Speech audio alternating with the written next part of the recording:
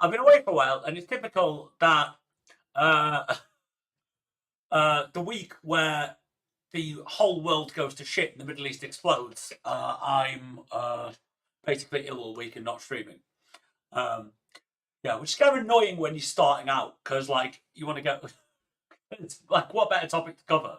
But anyway, so today we're going to mostly, I think, look at the Hasan Ethan debate that happened on the leftovers, because Hasan has been, along with a lot of the online left, having some really terrible takes on the Israel-Palestine conflict.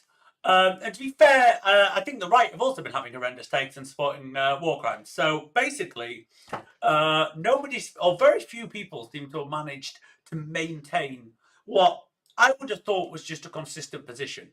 War crimes, and killing and raping innocent civilians, are bad. Don't kill civilians. Don't do war crimes. Right? If Israelis do war crimes, bad. If Palestinians do war crimes, bad. But apparently most people seem to not be able to understand that. And they think that, you know, when my side commits war crimes, yeah, fine. When your side commits war crimes, no, it's devilry. So if you're pro-Palestinian, then, you know, you can't tell oppressed people how they're supposed to respond to imperialism. And if you're pro-Israeli, like, oh, these terrorists, like, they've attacked us. Israel should flatten Gaza. We have to ignore humanitarian concerns.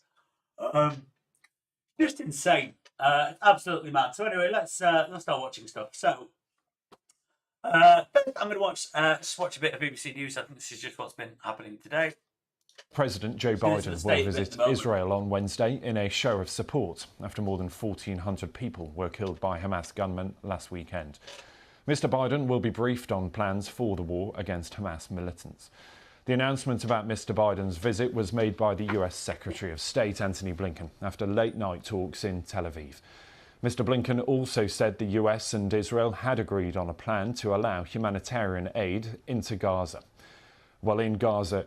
That is really good because Egypt had kept the border closed and, like, I mean, they need to get aid in. So Britain initially seemed to take the position of just unequivocal support for Israel.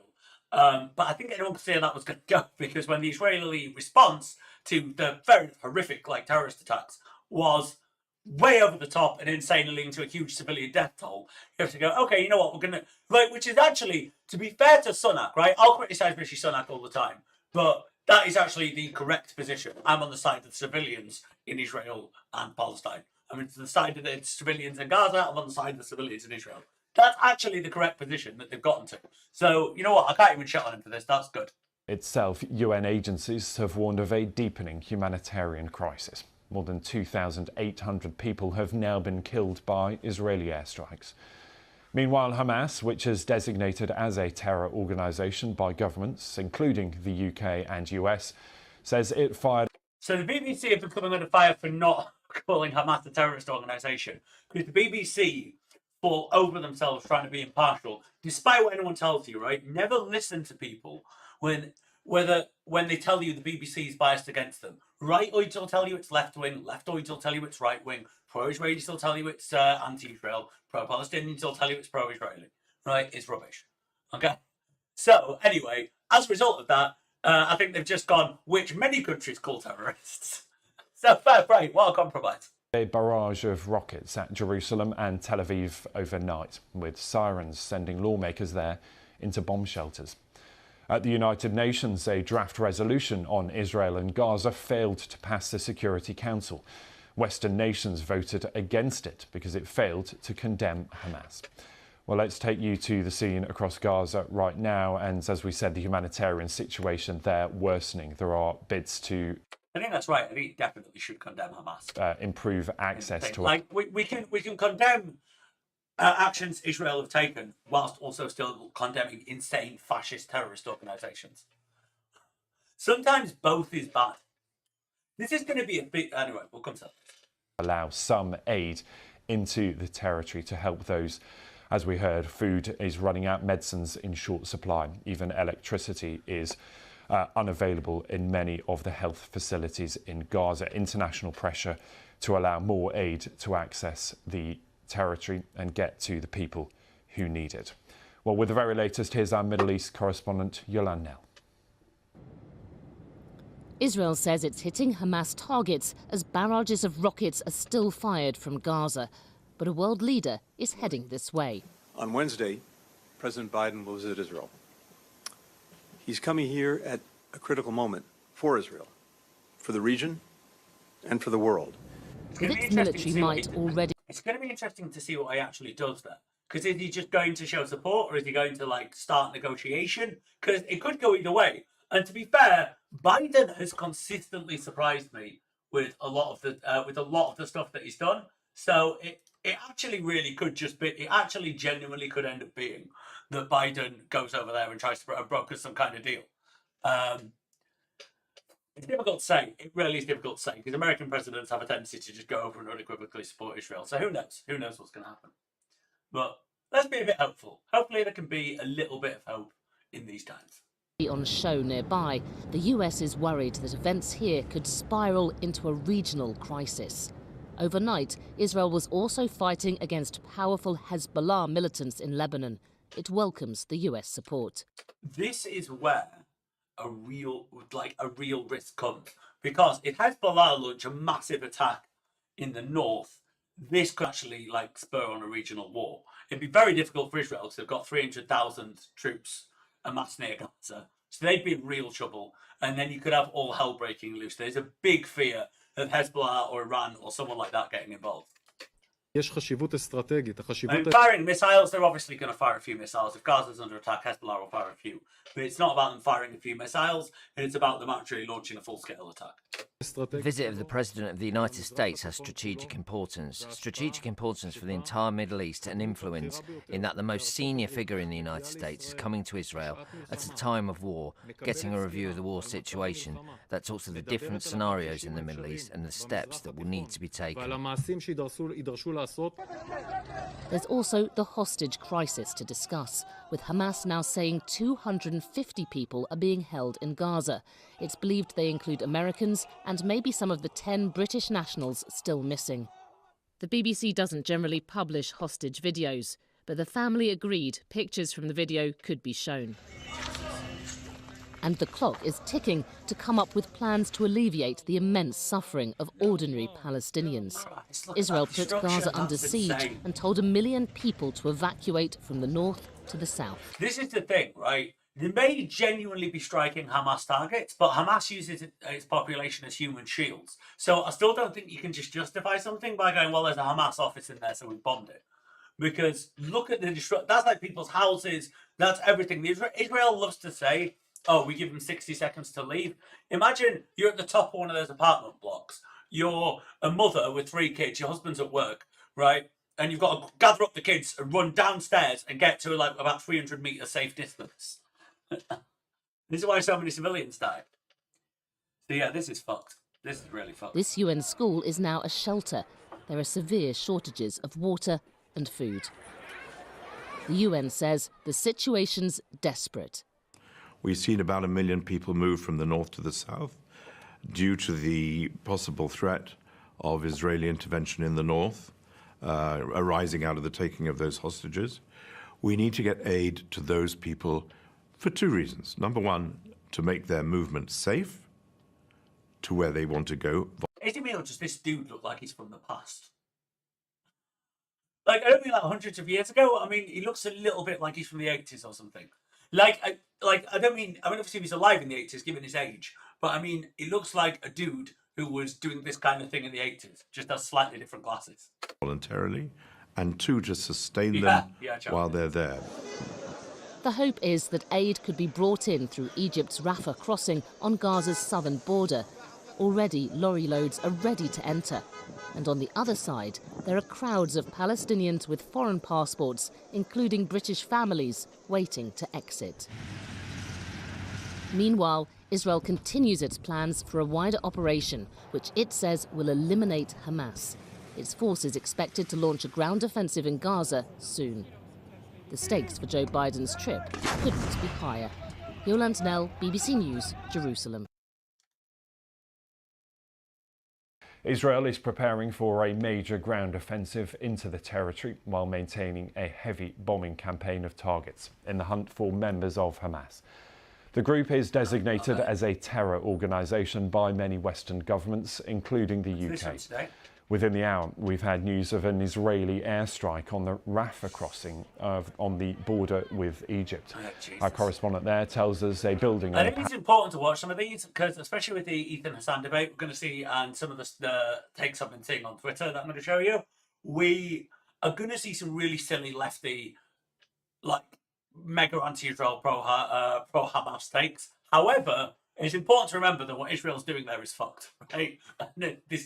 We shouldn't be defending Israeli war crimes when we're attacking silly opinions, being overly supportive of Hamas. We should remember that this is taking place. The base position, the correct position, is it is wrong to do war crimes. Done. War crimes, always wrong. Doesn't matter if Israel's doing it, doesn't matter the Palestinians are doing it. It's always bad. The Palestinian side of the crossing has been damaged, and there is also damage to the vital road between Gaza and Egypt. The United Nations says Israel's total siege of Gaza, cutting off fuel, food and electricity supplies, is causing a deepening humanitarian crisis, with hospitals close to complete collapse. It threatens thousands of lives. Meanwhile, thousands of Palestinians who've left their homes hoping to cross into Egypt have been left disappointed, with the crossing remaining closed. Jeremy Bowen is in southern Israel. Another war of words has started over who's responsible for the suffering of Palestinian civilians in Gaza. Israel is dropping the bombs. It says blame Hamas for killing and kidnapping and, says Israel, hiding behind civilians. Gazans crowded into UN schools after Israel told them to move south towards the Egyptian border. They're supposed to be protected by the laws of war. America has felt it necessary to deliver repeated reminders of that to Israel, along with military aid. This grandmother blames Israel, then speaks of tragedy, hunger, death, fear, horror, and destruction. In Rafah, at the closed border with Egypt, Palestinians with foreign passports are hoping to get out, to escape the pressure Israel has imposed on civilians, despite its legal obligations. You cannot ask people to move out of harm's way without assisting them to do it, to go to places of their choice, where they want to be safe, and with the humanitarian aid that they need to make that journey safely. And right now, the movement that has happened has not had those provisions. Antony Blinken, US Secretary of State, returned to Israel after a rapid tour of America's Arab allies. The US is giving Israel all the military aid it wants. It must be mad to have to fly to so many different countries and talk to so many different leaders, and every meeting you have is so insanely important. Like, that's got to be really difficult. It's trying to stop the war spreading. In Jerusalem, in the parliament, Benjamin Netanyahu, Israel's prime minister, delivered another warning. He told Iran and its Lebanese ally Hezbollah not to test Israel. Ehud Olmert, prime minister when Israel last fought Hezbollah in 2006, was scathing about Mr. Netanyahu for mishandling. Netanyahu's been causing chaos in Israel. Like, it's actually a joke that they've tried for about 20 years now to get rid of him. They tried insane coalition of every party. They tried he's like wanted for several like charges of corruption of all sorts. They cannot get rid of him, and now he's like trying to basically bring the Supreme Court under his control, so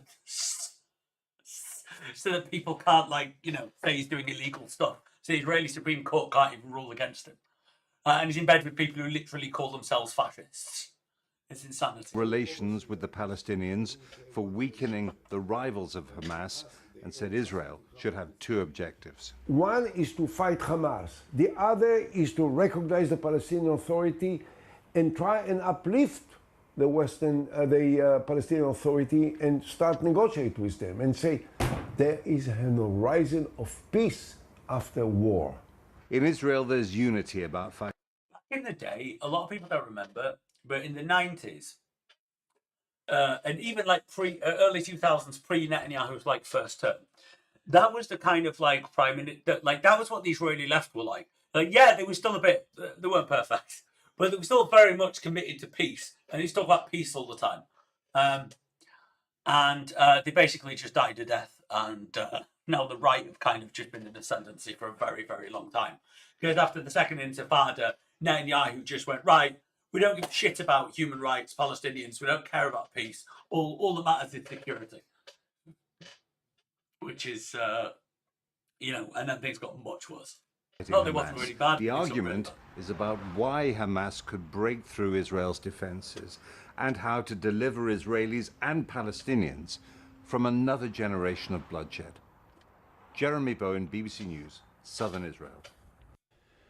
Well, as we've been explaining, there was an airstrike tonight near the Rafah crossing. That's where thousands of people are currently waiting, trying to escape from Gaza into Egypt. Well, our correspondent is Rushdie Abu Alouf. He's in the city of Khan Yunis in the southern area of the Gaza Strip. He gave us this update on the damage that was caused by the strike.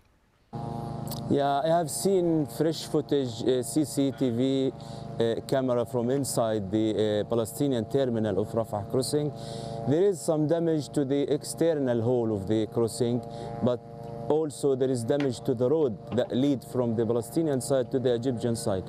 The damage isn't great and can be fixable easily if the Egyptian decided to reopen the crossing and allow those with dual nationality to cross into Egypt. Well, when we talk about bringing in not to let them cross into Egypt, I think they've opened it to aid. That's what they're saying at the previous report. Aid, we are talking about the commercial side of the crossing, which is close to the to the terminal, and it's not damaged. I mean, now the point is stuck into is there is a deal or no deal. For now, no deal. There is some talks, diplomacy, big diplomacy everywhere in Doha, in Egypt, the Americans, in Israel, but so far, as far as I remember today, I have been talking to many parties, and all of them said that negotiation is moving very slowly, but there is no progress to reopen the Rafah crossing, which I think for the Americans, they want their citizen out, but for the I think Israel and Jordan came out today. Israel and Jordan came out today and said they will not Palestinian refugees, which is pretty fucked. 0.4 million people, they want something more important, which is food, medicine, fuel, because as I'm standing in this hospital, Khan Yunis hospital, this is the main hospital now that is providing services for 1.2 million people, the only hospital. They said they will run out, the hospital will be out of service by tomorrow midnight because they don't have fuel and they don't have medicine and they don't have any facility. Jesus. So anyway, now let's look. So anyway, I want to watch. We're going to watch that. Let's watch Channel 5. Formerly disgraced, now working his way back. Andrew Callahan has covered pro-Palestinian protest. Anti-Semitism, as we know, is hatred and prejudice and racism towards Jewish people and their faith and their ethnicity. Anti-Zionism is a movement fighting against the occupation. This is a settler colonial fascist regime that we're seeing attempting to wipe out an entire indigenous civilian population. In your perspective, what is Zionism? 75 years of brutal occupation, ethnic cleansing, apartheid, and colonization of the Palestinian people. Free Palestine!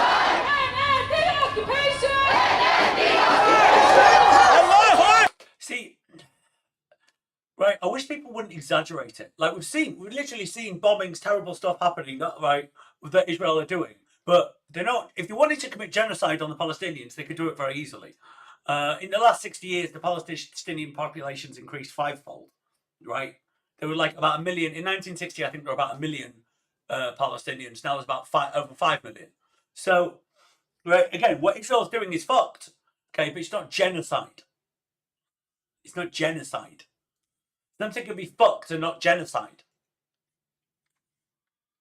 If someone burgles your house, right? You don't go, rape. He's raped me. No, don't burgle houses. It's terrible, but it's not rape.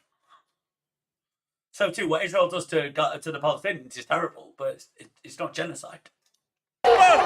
Israel is a Zionist state, and I think that's what we really have to focus on today. Yeah, hello, my name is Staura. I'm part of the Palestinian Youth Movement, and we're here with the Palestinian and Arab youth in the diaspora, as well as our solidarity allies, demanding that the siege end on Gaza and for the blockade to be lifted, where they have been under blockade for 16 years, where they've been denied the basic human rights of just living a life, along with having food, water, fuel, electricity. And we're here also to talk about the 75 years of military occupation that Palestine has been under since 1948. People need to see the Palestinians for who they are, part of a revolutionary struggle for liberation. We understand Zionism to be a form of white supremacy, and the people have a right to resist their occupiers by any means necessary. What do you think about Hamas? I will not, you're not asking the right questions. It's the wrong question. I'm sorry, this is what I mean. People go, you just have to take these extreme positions where whatever that, and this is true of pro-Israelis too, right? But in this case, we're dealing with pro-Palestinians, which shows Israel's the most evil, fascist, apartheid, settler, colonialist regime. And it's like, okay, well, what do you think of Hamas? You're not asking me the right question. No, but you said, given what you said about Israel, I mean, Hamas murdered civilians. You don't understand. You don't understand. Well, we should just focus on the evil stuff Israel does and ignore anything bad Hamas does.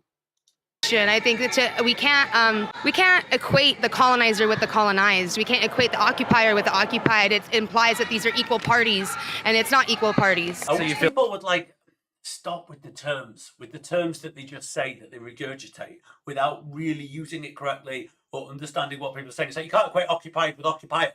Right, but Israel is a country, okay? The people who've lived there, most of the people who were there were born there. Right? So it becomes, it's not like, this is just an invading army and they've attacked the military and killed some soldiers.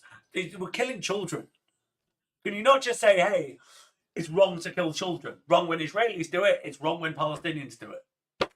Violence is a reaction to oppression. Yes. But they also have the moral right to defend themselves against their colonizers and their occupiers.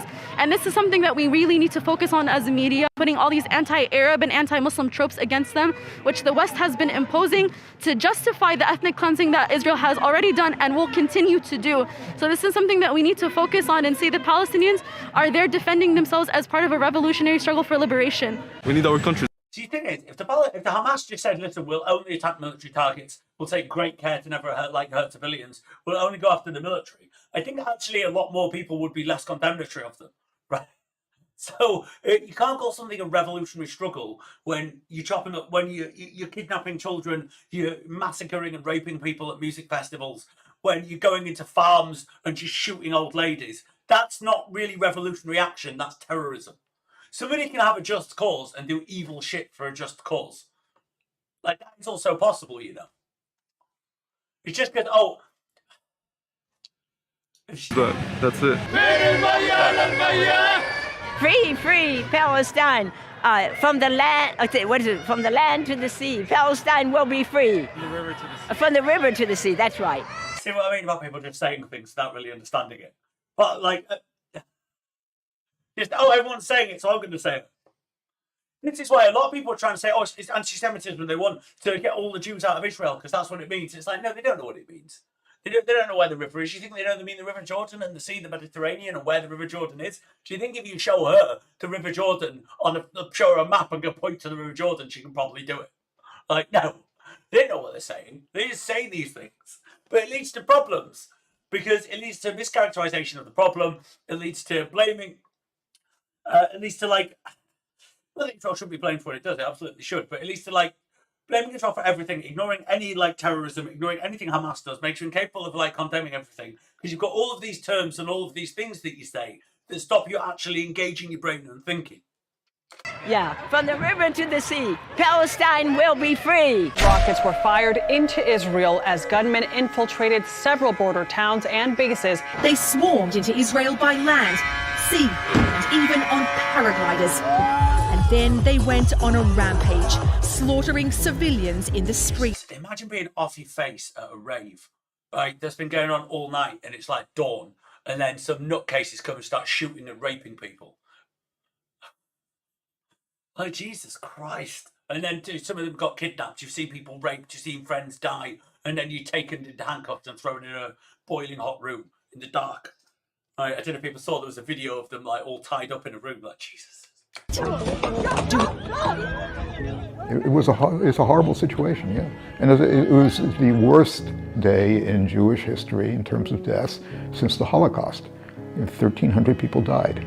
What can you tell us about what's going on? Well, I mean, I understand it's the biggest amount of Jews killed since the Holocaust, but they're not even vaguely comparable. So I don't think doing it, like some people have been calling it a pogrom. Yeah, it's much more.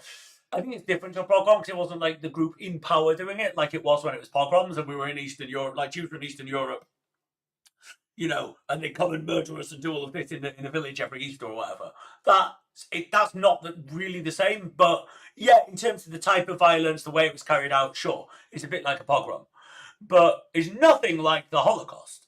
Again, it was the highest number of Jews killed since the Holocaust, but it isn't anything at all like the Holocaust. And I think it's just this is hyperbole from the other side, right? This is the worst crime since the Holocaust. Okay, but it's really horrific, but it's nothing like the Holocaust. the rage goes all the way back. I mean, basically what we have two nationalist movements that are vying for control over a piece of territory. Hamas is in charge of the Gaza Strip, which is in the south of Israel. I like this guy. He's like taking a balanced view. I like that. This is the base position to take with Israel-Palestine, even if you want to, whether you're full pro-Israeli or you're full pro-Palestinian, right? To actually take a balanced view where you understand what both sides want, what the bad things that have happened to them are, what the grievances are, all of it. You have to understand it and then take an intelligent and sensible position that should always include all war crimes are bad. Once you've departed from the war crimes bad position, that should be a cue that you've probably gone nuts. Oh, actually, I don't think all war crimes are bad. You've probably gone crazy then. Post. It was founded in 1987 during the first uprising against Israeli occupation. Hamas won elections actually in 2006 and then took over the Gaza Strip in 2007. Hamas's charter said that all of Palestine should be an Islamic state. On a core level, it believed... It also said, one day even a rock will say, there is a Jew hiding behind me, please come and kill him. To give you, that's the founding charter. So, to give you a kind of inkling of the kind of people Hamas are. Right? They also run Gaza like a fascist dictatorship and shoot anyone who speaks out against them. Again, maintain a consistent position. I condemn Netanyahu because he's done war crimes. I condemn Hamas because they've done war crimes. Not hard. That Palestine is a gift of God. It's a religious endowment, and that they really can't surrender any part of that religious endowment. For Jews, it was a place that has been remembered in Jewish prayer and Jewish history. The Jews actually had a kingdom there under David and Solomon, and were there until the Romans threw them out. And so the idea was the restoration of the community back to its ancestral land. And so therefore what we see is two groups that are vying for control over a single small area, actually, about the size of New Jersey. The thing about God... I've been thinking actually about doing like a video essay. So I kind of wanted to get into video essays, try my hand at that. And I've been thinking for a while, since we started, about doing like a history of the region, because it's way more complicated than people think. Right, and I don't want to go back to like the Ottoman Empire, this and that, but like we go even just from the end of the First World War, right? From when you get the Balfour Declaration, which was what in 1925 when Britain agreed that okay, we're going to kind of divide it up between Jews and Arabs. So it actually wasn't in response to the Holocaust, although that was probably why it gained so much traction. But Britain had already agreed to this. Interestingly enough, a lot of the problems were caused in the First World War when Britain and France wanted to fight the Ottoman Empire. It was on the side of Germany and Austria-Hungary. So they promised everything to everyone. They promised rival Arab warlords they could have everywhere. They promised Jews and like Jewish groups they could have everything. Like it was. They just basically lied to everyone. But spy on the Ottomans, blow them up, shoot them, do terrorism, whatever you want, wherever you want, whenever you want, whatever you can have it. Fine. Oh, you want all of the Middle East? Yeah, that's yours. Don't worry about it. No, we're not talking to anyone else. Just you. Gaza, which your audience should know, is that Gaza is a extraordinarily crowded, one of the most crowded places on earth, extraordinarily poor society, in which about half the population is under the age of 18. So any Israeli incursion into Gaza is going to be killing a lot of children. If you're living in Gaza, are you allowed to travel freely throughout Israel? No. Can you just go for like the weekend? No. You can't go to the West Bank either. You're pretty much isolated in Gaza. Wait, so is there an airport? No. Okay. So in order to be able to cross from one to another, you have to go through checkpoints. And it's not a free movement of travelers. Jesus. One of my students, for example. Look at that door at the barbed wire. It does look like, and all the people kind of sheepishly walking through with an armed guard. It does look a bit post-apocalyptic, doesn't it? It's a bit dystopian. That was what I was looking for, not post. Like, it's a bit fucking dystopian. Like, once like this shit starts happening, you got to go, okay, are we doing the right thing here? Are we doing the right thing here, guys? Example was a Palestinian from Gaza. God, and Palestinians have to be back in the territory. Imagine having to walk past that every day. Every day. Stories at nightfall. It will work. They can't stay in Israel proper. So he had to actually camp out in the West Bank to go to university in the West Bank, in spite of the fact that his home was in Gaza, because he couldn't pass through Israel in order to go from one to the other. And that curfew is imposed by Israel? By Israel. Why? Well, that's a question for the Israelis, actually. The Israelis think that, the Palestinians are dangerous. There was a second uprising that took place in 2000 against Israeli occupation, and it was extraordinarily bloody. Do you have family in Palestine? Yes, I do. How are they doing?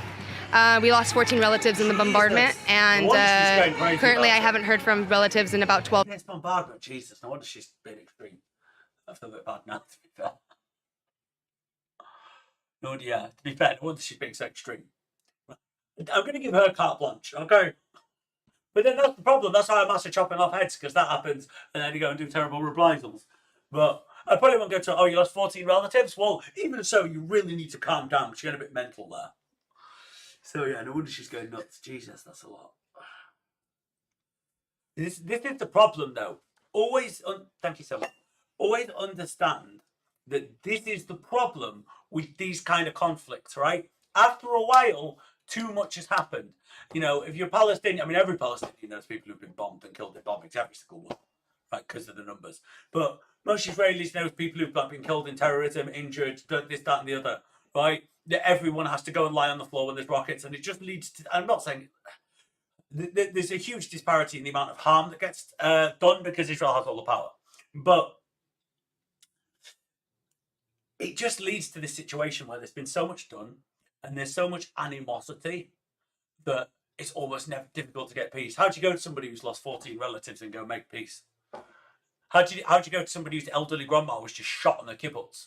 She was sat at home in a little house in the tiny little communist farm she lives on. Somebody shot her or took her prisoner. How are you going to make... And this is the problem. Endless chaos, endless violence, because everyone's so angry. So, fucked, man. So fucked. Hours, so... Sorry to hear that. Thank you, I appreciate it. What's their life like out there? There is no life. Deadly retribution is raining down on Gaza. Israel says it's targeting Hamas with waves of airstrikes. This is what I mean. Imagine you're at the top of that building with kids. You got 1 minute. You got 1 minute. Remember, you got 1 minute. So where the smoke stopped. No, well after that, right? Because there'll be shrapnel and everything. So you got a minute. So go grab your kids, get outside. It's not possible.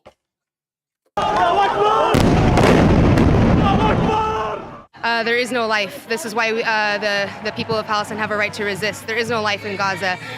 Israel has made it their mission to make sure that there is no life for the Gazans that are living in the Gaza Strip. For 16 years! The thing is, it's the explanation of why they do what they do, but it's not giving them the right. In the same way that terrorism is the reason Israel does what it does, but it doesn't give it the right to do it. That's what's important to remember. Explicable isn't the same as right. just because we can see, oh shit, well, if this happened to someone, that's why they would do that terrible thing. It doesn't make the terrible thing right. The Israeli government has suffocated Palestinians in Gaza under a draconian air, sea, and land military blockade, imprisoning and starving over 2 million people and denying them medical aid. So I think when we're looking at a few days ago, I think it's really important to look at the history of Palestine and contextualize what's happening. A lot of people want to believe that this is a random moment that happened on October 7th. But realistically speaking, this is not true. This is a building upon a military occupation that has been happening for 75 plus years, and Gaza specifically for 16 years. Gaza's been under blockade for 16 years. No one can leave. They've been denied the basic human rights of just living a life along with having food, water, fuel. The thing is, as well, one of the worst things about it, if you actually gave them rights, gave them all of this, and then Hamas was still doing terrorism, they just start to be seen as enemies and people you don't want in your community. Because, you know, not that it was on the same scale, but this is kind of what happened with a lot of Islamic extremism in the West, right? Muslim communities didn't want it to happen. It didn't want those people in the communities anymore. They started actually informing the police when there were lunatics in the mosques and stuff. So, because at the end of the day, they live in society and it's making everyone like associate them with lunatics, which they don't want. So, you know, so if they had a good life, if they had hope, if they had a future, right, they would all just turn on Hamas. Or maybe, I mean, that might be wishful thinking, but there's more of a chance of them doing it, at least. Electricity. And that's what we're focusing on here today. Like I said, 16 years of siege, 16 years of being held hostage in an open air prison where you have been denied everything, where your family has been killed, where you have to hold your dying child and bury them while you have to survive. Like, we have to look at the history of Gazans and people in Palestine. You've had a series of wars. 1948 was the most important for our benefit. That was when the state of Israel was declared, Arab armies invaded, and about 720,000 Palestinians were forced to flee. In the wake of that, basically the Palestinians called 1948, the Israelis call it the War of Independence, Palestinians call it the Nakba, the disaster, you know. And ever since then, the issue of Palestine has been on and off the international agenda.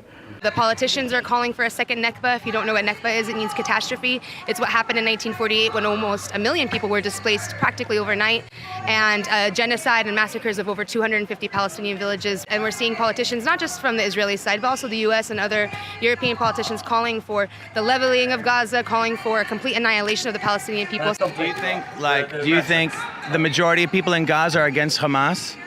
I would say that that's not important. I think what's important here is the people she cares about. Again, she's had lost relatives. I don't want to get too crazy with her, but that's what it's not important. No, it is important. This is kind of the problem. Again, Hamas are literally a fascist terrorist organization, religious fundamentalists, extremists. You can condemn things Israel do without offering support to nutcases who murder children. Condemning the violence and the bloodshed. Because I'm Jewish. Although, yeah, she has a good reason to be like this. This is how we'll look at some tweets before it's this Hasan Ethan thing. This is how, unfortunately, a lot of leftists have been being online. A lot of ones who don't have any direct connection to the Palestinians, and yet they're kind of parroting this stuff and saying, no, it doesn't matter. It doesn't matter about Hamas. I saw a lot. You don't get to tell oppressed people how they resist their oppressors. It's like, yeah, don't do war crimes. Right, and I'm Israeli, so I'm very interested, and I have friends that are Palestinian, but some are in West Bank. Only 1 or 2 friends from Gaza. But a big concern for us, I would say, is that people have no choice. Like, if you wanted to speak out against Hamas, would it be essentially safe for all your family members still living there? I don't think you're asking the right questions. I'm just saying it.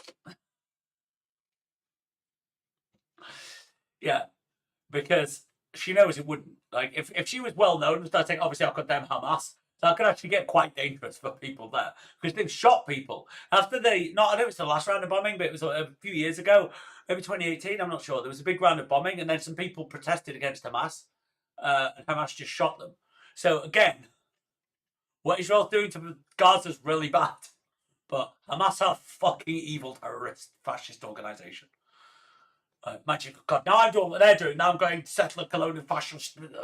Spewing words. Now I'm just spewing words. It's a true question because not a lot of us would have those rights in Gaza. And that's not because of Gaza. It's not because of the great Palestinian people that make that place. It's because of Hamas. Hamas is a terrorist organization that runs that. Palestinian people didn't do it. Hamas did, and they've radicalized their whole spot. And now the time has come that there's a second Holocaust. 1,300 plus people were killed. That would be equal to over 35,000 Americans, if that was in America per capita.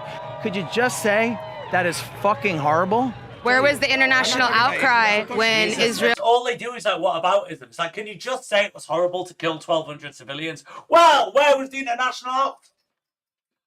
Again, she did lose 14 family members. Killed more than 200 Palestinians before the recent events in 2023. I'm here to speak on behalf of my people. So with that, I'm going to leave. I mean, if the Sinaloa cartel sliced up everyone in Texas and New Mexico, what do you think America would do, based on what you know America to be today? Plus, it's not just Jews, Arabs, Palestinian Arabs, people from Thailand, Italy, Germany, a whole music festival.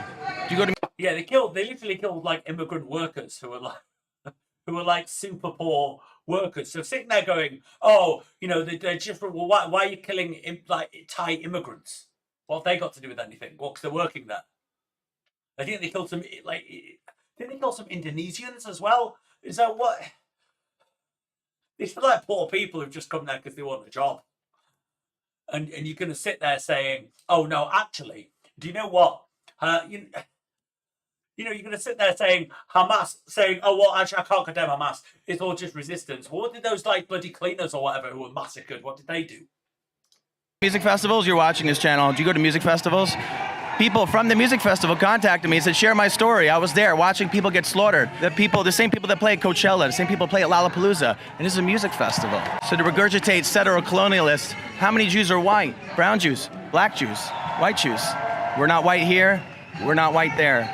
Too much of this world being negative. I'm like, bro, for one fucking second, could you condemn Hamas terrorists? They're like, I don't gotta. I don't know what you wanna. I'm from Argentina. What's the favorite place of vacation? The Bahamas. I'll turn them into hummus. Dills on the microphone, cook up what you looking. They got Mia Khalifa, Roger Waters, out of order. They'll sue you with everything. Don't test the Jewish lawyers. I'm talking like here. We exposed back from Gush Katif. I'm trying to have people live safe, not in bomb shelters in Tel Aviv. I'm talking down to the place when y'all looking for deals on the microphone, avenging the death of every child in a kibbutz.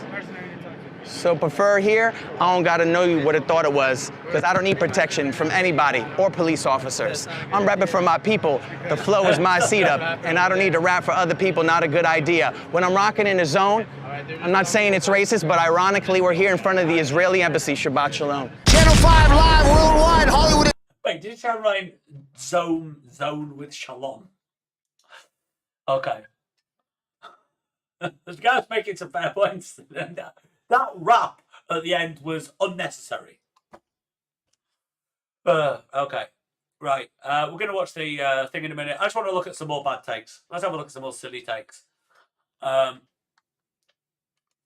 anyone changed their position on Hamas now the leadership just condemned, rejected, and distances themselves from the killing of civilians? The so-called ISIS tactics. I will say that if it really was autonomous elements, it's a good argument for some amount of party discipline, especially when guns are involved.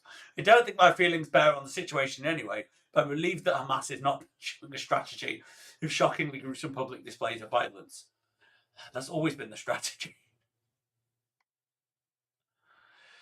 I don't know if it's quite on the level of Khmer Rouge apology, I know what it's saying, but it's pretty bad. Some of these are just really silly. It was exhilarating. It was exhilarating. It was exhilarating. It was energetic. If they weren't exhilarated by this even the rest of the crowd aren't clapping.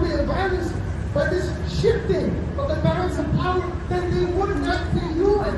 I was exhilarated. Exhilarated seeing terrorists like chopping. There's a university professor. Wait, Russell Pickford? For a minute I was like, wait, is he like maybe Palestinian or something? Russell Pickford. Fucking course. Sitting there, literally sitting there, going, "Oh, it's exhilarated seeing the fucking terrorists strapping people to pieces." These people are insane, man. It's ridiculous. You don't have to take this position. You don't have to support insane Like, really easy to have a simple moral position, right? Of war crimes are bad, genocide is bad. I don't know why people are struggling with it. I really, really, really don't. All right, anyway, let's crack on. Let's look at a couple more. No apartheid state, no settler state has the right to exist, including the US. So this is an exchange between this geezer and an ardently pro-Palestinian individual who graduated from Harvard and University of Penn Law. No apartheid state, no settler state has the right to exist, including the US. States do not have rights, people have rights. You're saying the US has no right to exist? I certainly am. I support decolonization everywhere. Land back everywhere. Fuck me. She was blaming Britain for because Gaza. Oh yeah, because this is in response to basically, I think this is a bit silly saying like, "Oh, you're gay and you support the Palestinians." It's like, yeah, it doesn't matter if they're homophobic; you can still be anti-war crimes against them. But this is ridiculous to go, well, it was Britain that criminalised homosexuality, so it's not the fault of Hamas, who otherwise would be really lovely to gays, I'm sure.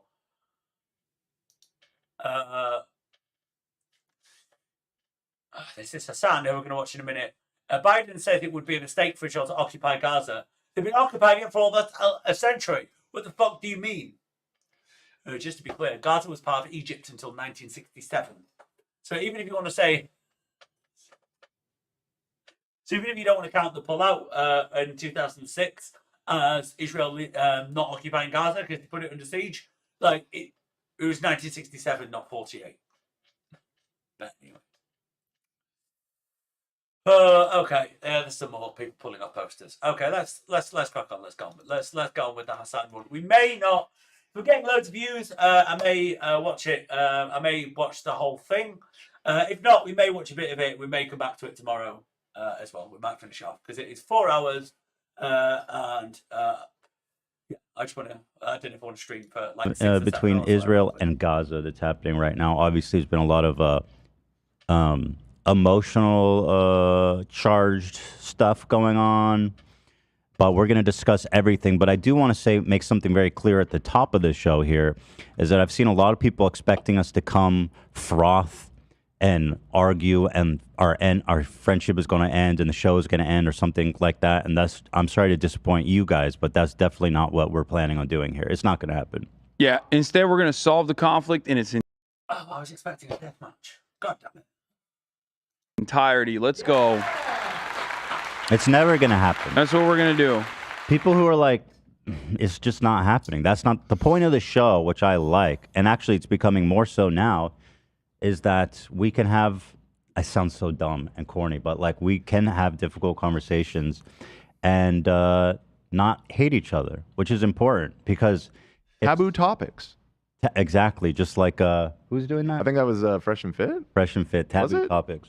No, it was Ab and Preach, I think. Look, if people like me and Hasan, which are basically so close to the same ideals, can't have a amicable conversation about it, then there's no hope for anybody. I agree. Thanks.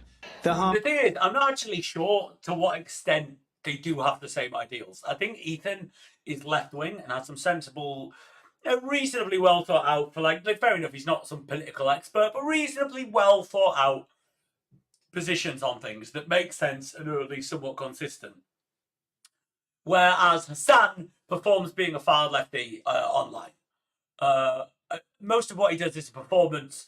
I think he believes a lot of what he says. I'm not saying, secretly he's completely cynical. I don't think he is.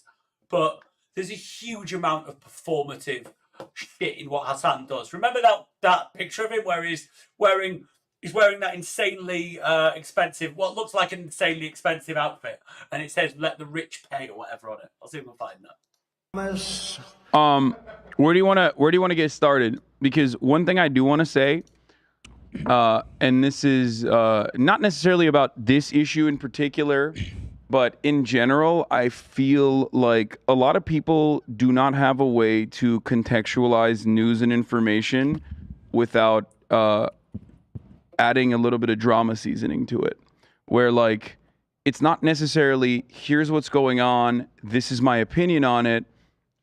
It's always there needs to be a secondary market, you know, of like, oh well, Ethan said this, or Hasan said that. What do you think about this? Or oh my God, they're gonna fall apart. Like I think that that's so fucking sitting there in sunglasses, looking like you're loaded with a T-shirt saying "Make the rich pay" and the A is anarchy. I feel like that's Hasan's leftism.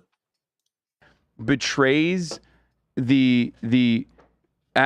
that betrays the values that you are trying to show people. If you're saying like, I care about people dying, I don't want them to die, I want people to live freely, and then you simultaneously try to have discussions almost entirely around commentators and Twitter spats and whatnot. I feel like that is unproductive. Right. And actually, people are doing that to both of us. Yes. Frankly. In fact, so much so, there's this one video that I saw on our subreddit, and I see it on Twitter too. It's getting a lot of likes and views. It's so fucking bananas. I have not even watched it. So I just saw it and I was like, oh God. They spliced me talking separately about something and Hasan talking separately about something, and they spliced it together to make it look like I was telling you that you deserve to die. Here, let me see it. Jesus. No, look at the title of it. It goes, debate, Ethan Klein tells his former co-host. What? So this is why you have to be careful when you read shit online. There is so much bullshit and misinformation. You know, if you don't, Jesus deserves to be burned alive by terrorists. As if Ethan would say that to Hasan. This is fucking stupid. But be careful. Always fucking be careful. You see some shit on Twitter, see some shit on social media. Doesn't matter if you agree, disagree with it. Always remember, unless it's from a valid news source, it could be bullshit. And even then. Hasan Piker, he deserves to be burned alive by terrorists for his different views on the Israel-Palestine conflict. Die! And by the way, we got a community note on it. Thank you, Elon. 1.5 million views, though. But anyway, but that goes to show you. People are doing that too on the one thing that pisses me off is people who are cutting shit that is like trying to make it sound like I said that if you're pro-Palestine, you deserve to die, which is fucking nuts. Clearly cut. And I've seen people doing the same to you. Here's why they're doing that. Okay, here's why they're doing that to you specifically. Because you're Jewish, you lived in Israel, and Ela was, of course, a mandatory conscript, also being an Israeli citizen. So people don't know what your perspective is and immediately say, okay, you want all Palestinians to die. You want Israel to ethnically cleanse the Gaza Strip and ethnically displace in the West Bank. I don't believe that that's your perspective, and you don't I've never. Believe it? It's not. No, I know that that's not your perspective. I'm Just saying to be that totally clear about that. Yes, but I think that it's important for you to clarify, and then I can clarify my position as well, because a lot of people, despite the fact that I know that I have to be on a very delicate, tight rope when discussing these matters, because it does often get racialized fairly quickly, and it's done as a deliberate attempt to try to misconstrue your position and debate a straw man.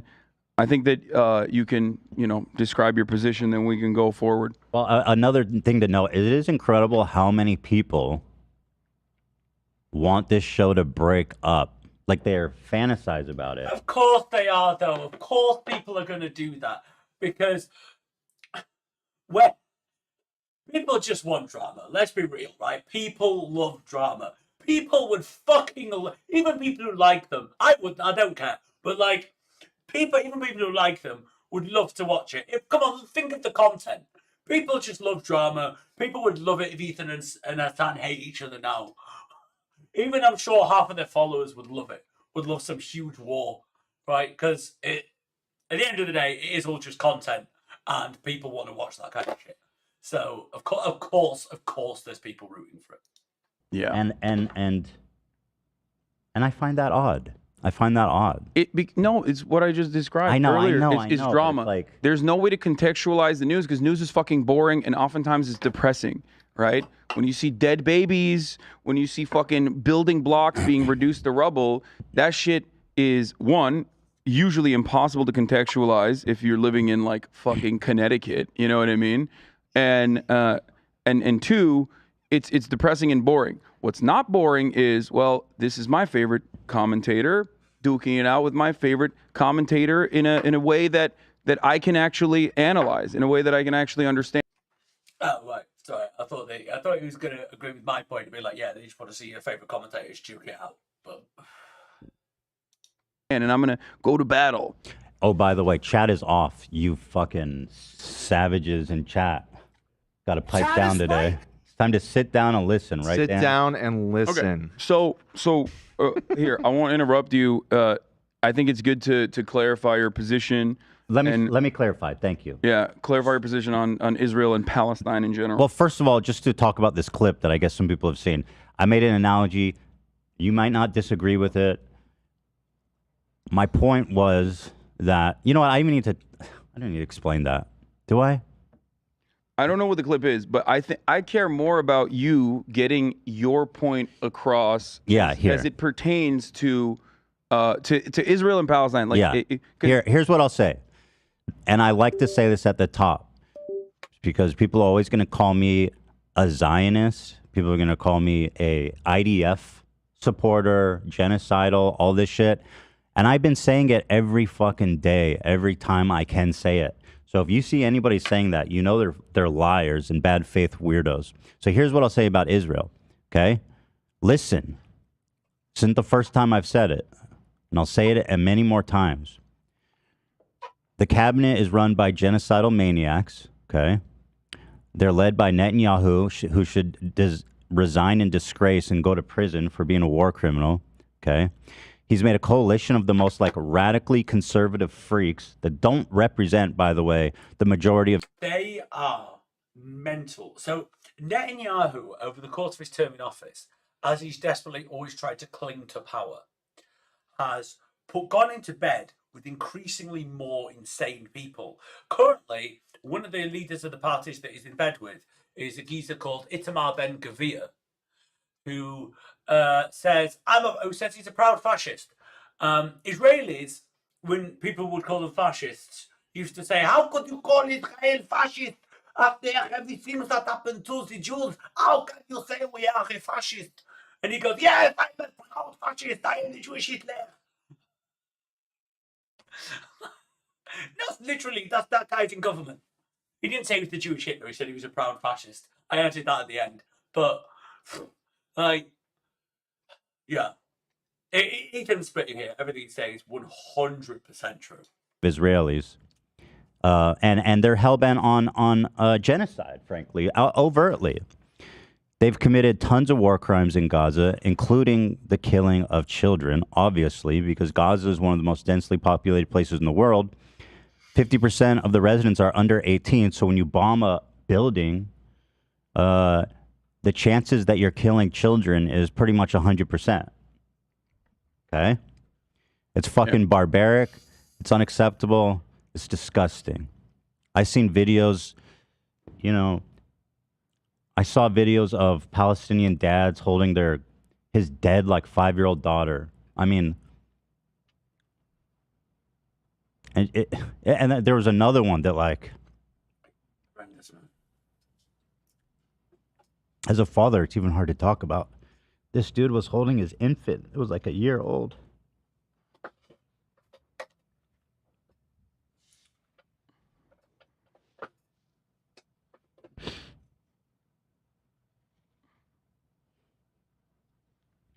And he was like patting her on the back and saying like his final goodbye. I mean, he's holding her like she's alive, like he's just burping her or something.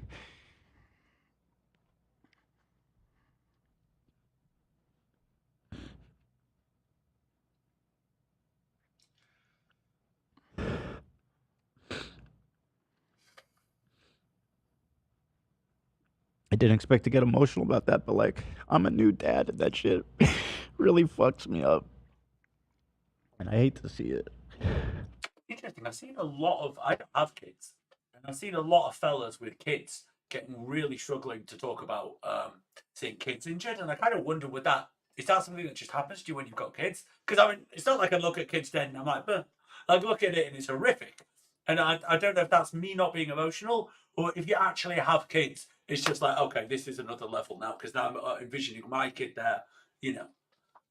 Just a little side note. It's not right. I think people in Israel that support the government and the government need to watch that shit. I think Israel shutting off water, power, and food to Gaza is insane. It doesn't even make sense. Like, what's the end goal there exactly? That's literally a war crime, right? It is collective punishment. You're cutting off electricity. And they asked them, I saw them in interviews, the Israeli politicians, said, why should we give them when they do this? Why should they? He's like, okay, you didn't collective punishment then. You're punishing civilians for shit Hamas did. I wanna cut in here for a second, while you recollect your thoughts and say something. The feelings that you are demonstrating here, and the empathy that you're demonstrating and showing towards Palestinians, is unfortunately not represented by our administration, and it's not represented by our media. And I think that the irony is that in the aftermath of the Palestinian the Palestinian actions in southern towns in Israel, led by Hamas, the reaction from the Israeli population, specifically Israel, who are Jewish and more empathetic to the plight of Palestinians, and truly understood that the violence of this occupation and the violence of an apartheid regime and the violence of endless bombing campaigns in an open-air prison was squarely at the heart of the violence that Israelis experienced on October 7th. I think that is very courageous for people living in Israel proper who lost their friends to come out and speak out against their own government immediately. And it is cowardly and disgusting for Americans who are thousands of miles away, who will never be impacted by this, to refuse to reckon with that and to continue demanding more blood and aligning themselves with an insanely unpopular, insanely reactionary, far-right government who has... So far, this hasn't actually been a horrendous take from Hasan. Like, so far, this is actually like, yeah, okay. Deliberately propped up Hamas as the singular force, time and time again, who has humiliated, bullied, imprisoned, and occupied and stolen the lands of so many innocent Palestinians. And it is shocking to me that the consensus in Israel is more tempered, and that's what pisses me off than the consensus in American media. Like, I've seen way too many fucking people acting like all Israelis are fair targets. They're all settlers. They're all genocidal. Like, there's way too much fuck. Really been crying over that. Fuck me. I've already set him off, man. Wow. dehumanization of Israelis and the refusal to see, like, even understand their perspective at all. Yeah. Like, if you Like, fair enough, the woman we saw at that protest had lost family members, so maybe she can be forgiven. But remember the protest when, like, it's indicative of a lot of other people. Where she's like, no, you're asking the wrong questions. You're asking the wrong questions, and people won't acknowledge. Okay, do you acknowledge Israelis are human beings? And some people won't, right? Some people are like, no, they deserve it. None of them are civilians. I saw that take repeatedly. None of them are civilians. They're all settlers. And settlers are the people building settlements in the West Bank. This is a slight thing I dislike about the whole settler colonialist thing anyway, which is that the term was to refer to what was happening in the West Bank, not the whole of Israel. So it's a settler colonialist state. So that doesn't actually make sense because where's it a colony of? Right? The settlements where the settlers live, those effectively colonies of Israel. They are colonies. That's fine. You want to call that colonialism? Whatever. But anyway, I'm rambling. I'm getting off topic. you can't understand why, after Hamas murdered up to now probably close to 2,000 people, if you don't understand why Israel would want to retaliate, then you're not in favor of peace. You're not, because I can understand. I understand, and a lot of that's what I was saying before, right? The base position is to be on the side of peace, to oppose all war crimes, and to understand both sides have done some bad stuff. Both sides have legitimate grievances. Okay. Israelis understand why Hamas exists and why Palestinians and Gazans want to fucking kill Israelis. I understand that, and I have that empathy. The result of that is obviously that a ton of Palestinians die. I think, how's there ever going to be peace? Like, genuinely, if there's not empathy to at least understand. Like, I'm not to agree with, but to at least understand. Look, I think Edward Said said it best, that it's not even necessarily about designification of Israel. It's about in its defensive operations, as we call it. And I think a lot of that money has to be justified to the eyes of the American population. That is, those are our weapons ultimately that are being used and being deployed. It's our training as well. And it is very beneficial for Lockheed Martin, Raytheon, Northrop Grumman, Boeing, and many other defense contractors who saw tremendous gains on their stocks immediately after October 7. So to say that people do not have empathy for Israel, I don't necessarily agree with. I think your judgment is made on what you see on Twitter. You're like, there's an unimaginable amount of violence that took place. Palestinian plight. I don't think that is represented in the media. It's worth saying the Western media refuses to humanize Gaza.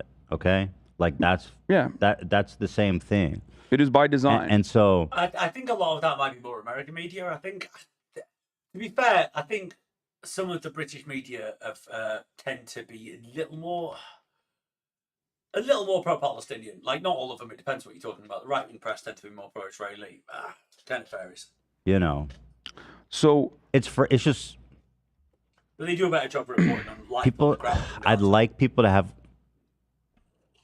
Let me finish what I was saying, and then you can kind of clarify your spot. Go ahead. I don't understand the water and power and food being shut off.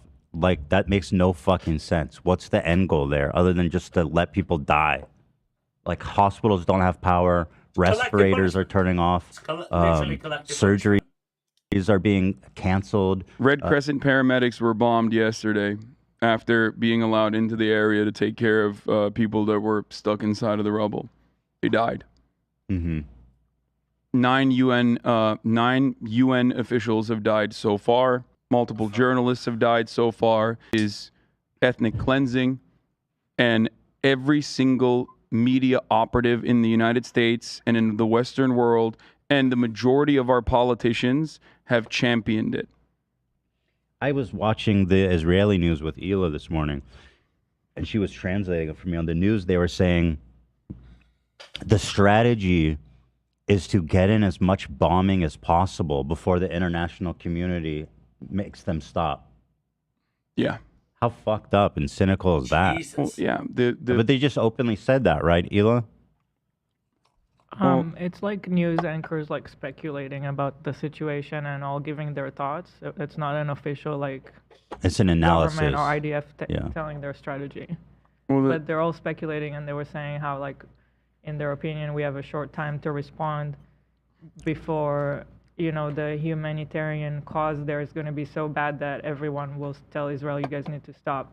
So some of the citizens are actually upset because they want them to respond harsher. Right. It's crazy. That's crazy. I want to say this about settlers in the West Bank are religious zealots. They're monsters. They're genocidal, fucking fundamental monsters. They are also, I would even say, settlers, they're participating in this dangerous conflict. Okay? And they're putting themselves in this dangerous place. Now, I want to make it clear just while I'm on this point, the people who were murdered outside of Gaza were not settlers. Those were normal motherfucking people living normal lives, living on kibbutz and like communes, fucking communists, living like a peaceful life with their families. They were not settlers. Settlers are involved in this war, I believe. There used to be settlers in Gaza. The military had to forcibly remove them from Gaza so they could completely shut it off and begin sieges whenever they felt like mowing the lawn. No, to be fair, they did genuinely try and pull out of Gaza. They just then put it under siege when they elected Hamas. So there was a genuine massive effort with a huge debate and a huge campaign in Israel to pull out of Gaza. It had big support on the left in Israel. So there was a real effort. But then when they elected, they certainly didn't give rights to the Palestinians. And once they elected Hamas, they just started being stricter and stricter and blockading it and all the rest of it and built a wall. When did Israel build the wall? I'm not sure what year. So, and anyway, the Israeli government enables the settlements. They encourage it with the express purpose of erasing Palestinian land and making peace near as impossible as they can. So there's something important to mention here, important to acknowledge here. I think that that what you just described, especially in the West Bank, which is settler terrorism, at least according to international law, and it's fully understood to be an illegal occupation, demands military support, because you cannot, over the course of 75 years, build settlements and act like you are turning a blind eye to it, maybe sometimes halt it, maybe sometimes continue those operations of building said settlements, bulldoze homes, build roads that specifically partition off areas where Palestinians are supposed to be living on their own land in the two-state solution that has been reaffirmed time and time again. You can't have that be your peaceful coexistence project and not recognize that of course Palestinians see that and think, okay, well, what the fuck are we supposed to do? There's no Hamas in the West Bank, and yet the Palestinian Authority is like collaborating with Israeli security operations, giving up, Well, the thing is, I think with that is like if Israel did just leave the settlers there and pull out, they would be massacred. Not condoning settlements or the way the settlers behave. Like, they are insane.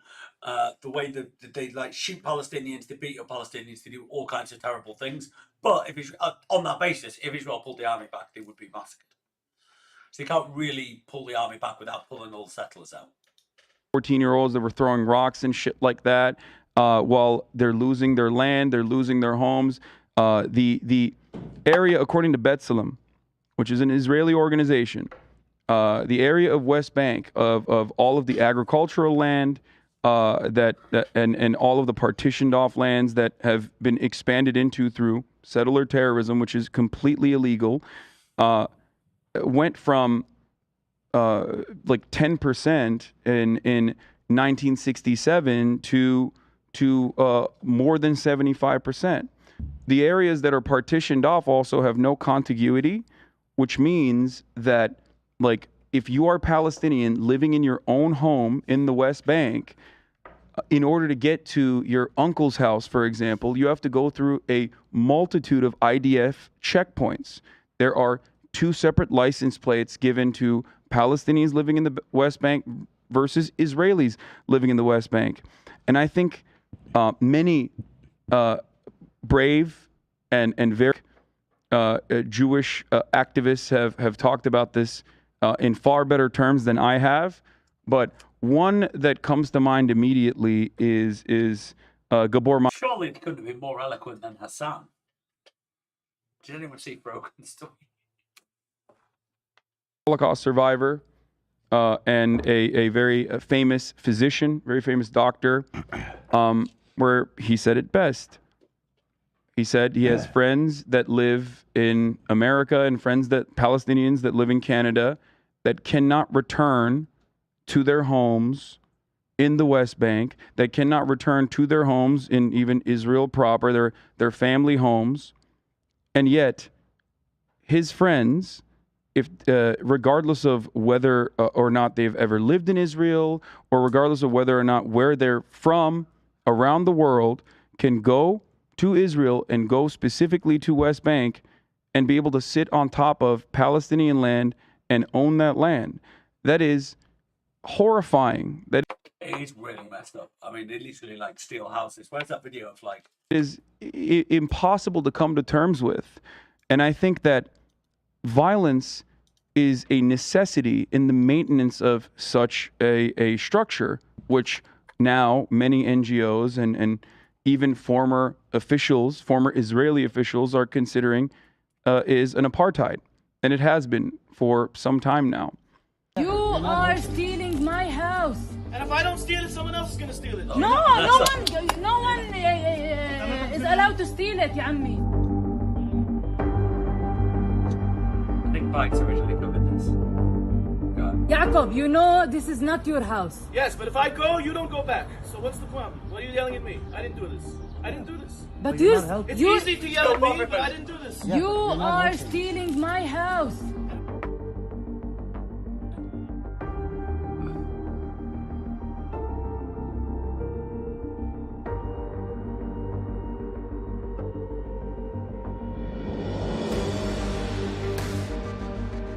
That's insane. Yeah.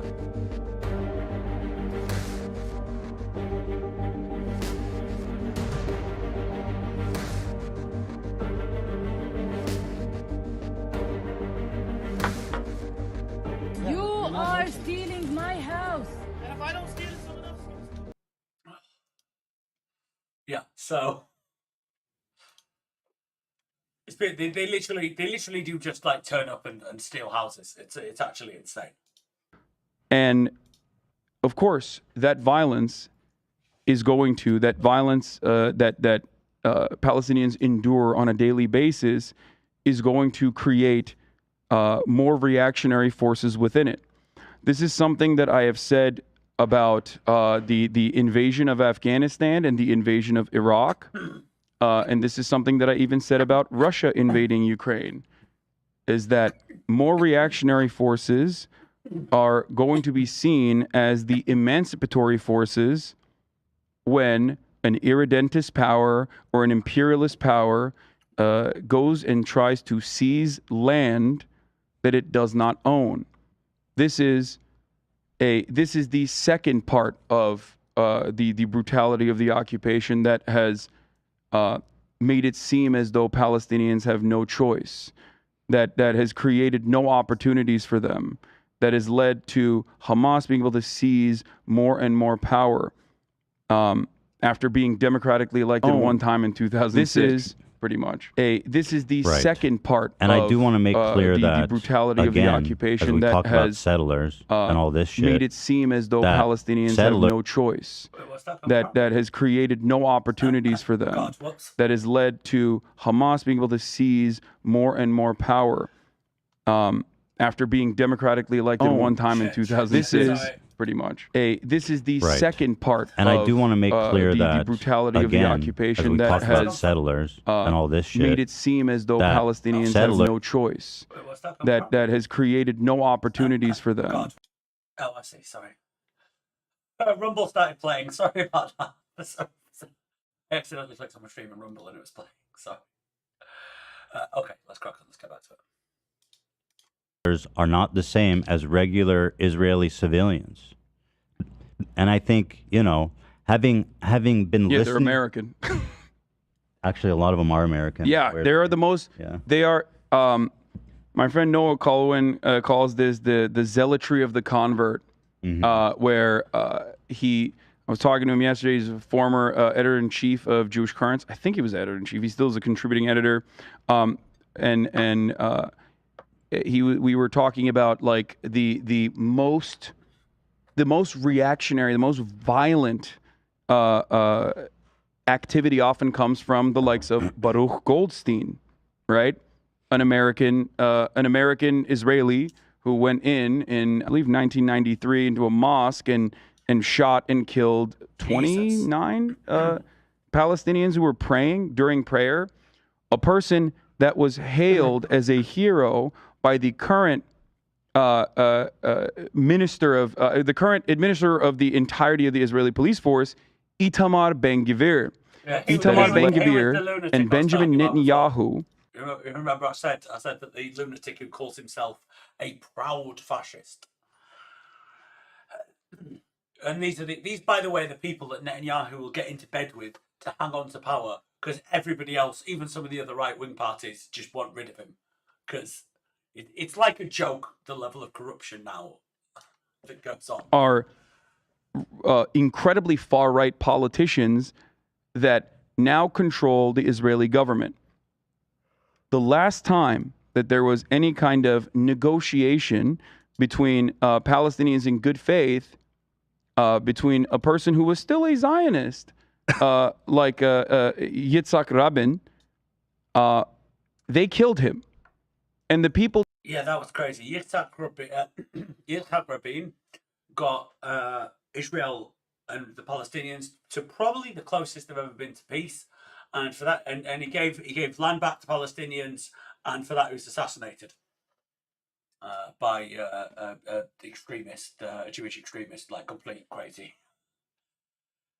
It was really bad as well because they basically just weren't checking Jews at that point, so they didn't think even that would happen, and he just gunned him down for making peace and being genuinely committed to peace. That called for his assassination, like Ben-Gvir, are now in positions of power in Israel to show you how much the attitudes and the governance has changed over the course of the past 3 decades in Israel. I want to say that I agree, and a lot of people in Israel do. It's disgusting, the people that are there right now in power. Yeah, there've been huge And if protests. I can add something about the settlers, that's another point of frustration for a lot of Israelis. They send the soldiers to protect them. Soldiers that have to put their life on hold because the IDF is mandatory. They're just 18-year-old, they're children. They have to go and protect the settlers. The settlers don't go to the IDF. Orthodox people don't serve in the IDF. Fucking nice. Yeah, this is insane. yeah. Hold on. Sorry, go ahead. I'm done. No, I was going to say that the amount of people that don't know that I've seen that IDF is mandatory service is crazy. Hila is not serving the IDF ideologically because she wants to fucking kill Gazans or whatever bullshit people always say about her. It's mandatory conscription. Yeah, you know, it's mandatory. Every Israeli has. That's why to there's serve. organizations such as IDF Veterans Against the Occupation that are very that are organizations that I rely on when making assessments on what's going on the ground in Israel as well. And here's the thing: yeah, this is a relatively controversial perspective. It's just that the official government attitude has oftentimes, or at all, as a matter of fact, ever reflected any kind of attitude within the Israeli population, as it has either deliberately or in secret continued the settler expansion protocols since 1967, especially. So that is speed up, 'cause this is that's basically burning the candle on both ends. Okay, on the one hand, you're telling Palestinians, hey, if you collaborate with us, we are still going to have these psychotic American settlers come to your uncle's house and take it away from you, bulldoze your house, partition your neighborhoods, okay, and set up a two-tier checkpoint system that B'Tselem calls, like I said, the permit regime, and constantly harass you. They can spit on you, and if they spit on you, the IDF's official protocol in that situation is to defend the settlers. They're not there to defend the Palestinians. Like, they might in certain instances, but overwhelmingly, their job there is to specifically defend the settlers. And again, like you was touching on, you're sending young men out in harm's way to protect these provocateur, fucking religious zealot radicals. And again, like Elis, the irony being that they don't even need to serve the military. I mean, it's a fucking joke. Yeah. So I think that it's especially important for people to keep in mind that Israel is so far from a monolith. It's people need to understand that, and that people need to understand that we're not all guilty of the crimes of our government. Because if that was the case, heaven would be empty at the end of the day. I mean, this was the analogy I was making. If you're American, and if we're going to blame the citizens of Israel and say they're all, and some people have been saying this, and I have clips that I want to watch later, saying that all Israelis are occupiers in fair game and deserve to die, essentially. If you're willing to say that, then if, like, a terrorist cell comes to a fucking neighborhood in L.A. and wants to do revenge for the million Iraqis that the American government murdered during that war, then you're telling me you would have no problem with these terrorists coming and killing everybody you know? I mean, you are sitting next. Yeah, I've seen so much of this. Like, I've seen so much of this attitude online. We saw in those messages I showed before I closed it down, but sorry, those tweets before, where the guy was literally, somebody sent a text conversation where he was like, yeah, settlers out of everywhere, including the US. There were some ludicrous takes where people were saying, yeah, if Native Americans rampaged through my town, murdering and killing people and chopped me up, I just have to go, well, fair enough, really, fair if you want to, I mean, I am a settler, even though it happened centuries ago. And it's so fun, and they know it's not going to happen to them. It's such performative bollocks of, I've got to be the most extreme, I've got to be the lefty on Twitter, it's so fucking childish. These are real people's lives. Like, if you actually cared, you would care about peace, and you'd care about an equitable solution for everybody. But people don't care. Someone who said America deserved 9/11, by the way. Okay, so well, how would you want to let you know? How would you feel if people were blaming you for the Iraq war and coming and killing your fucking children and your grandma and your parents and your friends and your family, burning your house down, burning people alive? I don't disagree with you on civilian casualties. War. And you would have no problem with these terrorists coming and killing everybody you know? I mean, you are sitting next to someone who said America deserved 9/11, by the way. Okay, so, well, how would you? Yeah. At least he openly admits and still remembers it. I mean, again, you see what I mean about the performative shit? You see what I mean about the performative and the leftist lefty? Yeah, Americans. That's an insane take, again, that America deserves 9/11. Where, 3,500 innocent people who were not in the military or the government died. Well, actually, sorry, the Pentagon ones obviously were in the military. It's excluding the ones killed by the plane that hit the Pentagon, obviously. They were in the military. I'll let you know. How would you feel if people were blaming you for the Iraq war and coming and killing your fucking children and your grandma and your parents and your friends and your family, burning your house down, burning people alive? I don't disagree with you on civilian casualties. I think that ultimately we have a moral obligation to speak out against our government and do everything we physically can to stop that kind of bloodshed. See, he kind of speaks out both sides of his mouth. Well, he talks to the guy that said America deserved 9/11. Yeah, of course. I mean, we have to avoid civilian casualties. I feel like Hasan is really hiding his power level on this. But even then, is he even hiding his power level, or does he just perform differently to different audiences? Difficult sometimes to know how much he believes and how much is performative. I agree. And I think that plenty of Americans, at least kind of recognize that this is a war machine that they cannot stop anymore. So my goal, at least, is to get people to not champion it. And the same goes for Israeli action, the Israeli government's actions specifically, just like the American government's action. Because at the end of the day, what I want, and what I believe many of my friends who are Palestinian advocates and activists, and Israeli activists as well on the ground, what they all want is peaceful coexistence. But peaceful coexistence will never be achieved as long as governments can behave in whichever way they want, especially as it comes to blood and soil propaganda, and the consequences of that propaganda being, blood and soil actions. That's same with America, same with Israel. I think that Israelis, and again, I hope that you'll see where they're coming from when you say they're cagey, they're paranoid, they're scared, and they feel threatened constantly. Yeah. And so when Israelis see a ton of leftists talking about, go Hamas, cheering on Hamas, or saying like super hyperbolic shit about like civilians are all settlers, or or saying shit like, listen, it's a revolution. What do you expect? Like, what is a revolution supposed to look like? Or whatever of all of these qualifiers, basically, that people want to make. The Israelis see that and they say, oh, these people just fucking hate us. They just want to kill everybody. That's why we're going to vote for these scumbags. This is one of the things that really contributes to the left in Israel dying. When you come from a country, imagine if on 9/11 we'd have had Twitter and Americans had been logging on and seeing all the insane leftoid text, yeah, base, fuck America, blah, blah, blah, which 100% these people would have been doing, saying America deserved it, saying America's a fascist imperialist state and it deserves everything it gets, blah, blah, blah. Could you imagine the just insanity that would have happened? Can you imagine just like the absolute insanity that would have resulted from that? Like how many people would have been pushed to the right? How many people could have been radicalized to end up having insane views if that was what was going on? It just doesn't help anything. This stupid, performative, I'm going to get on Twitter and say the craziest shit I can think of. It doesn't solve anything, and it just shows that you don't really care.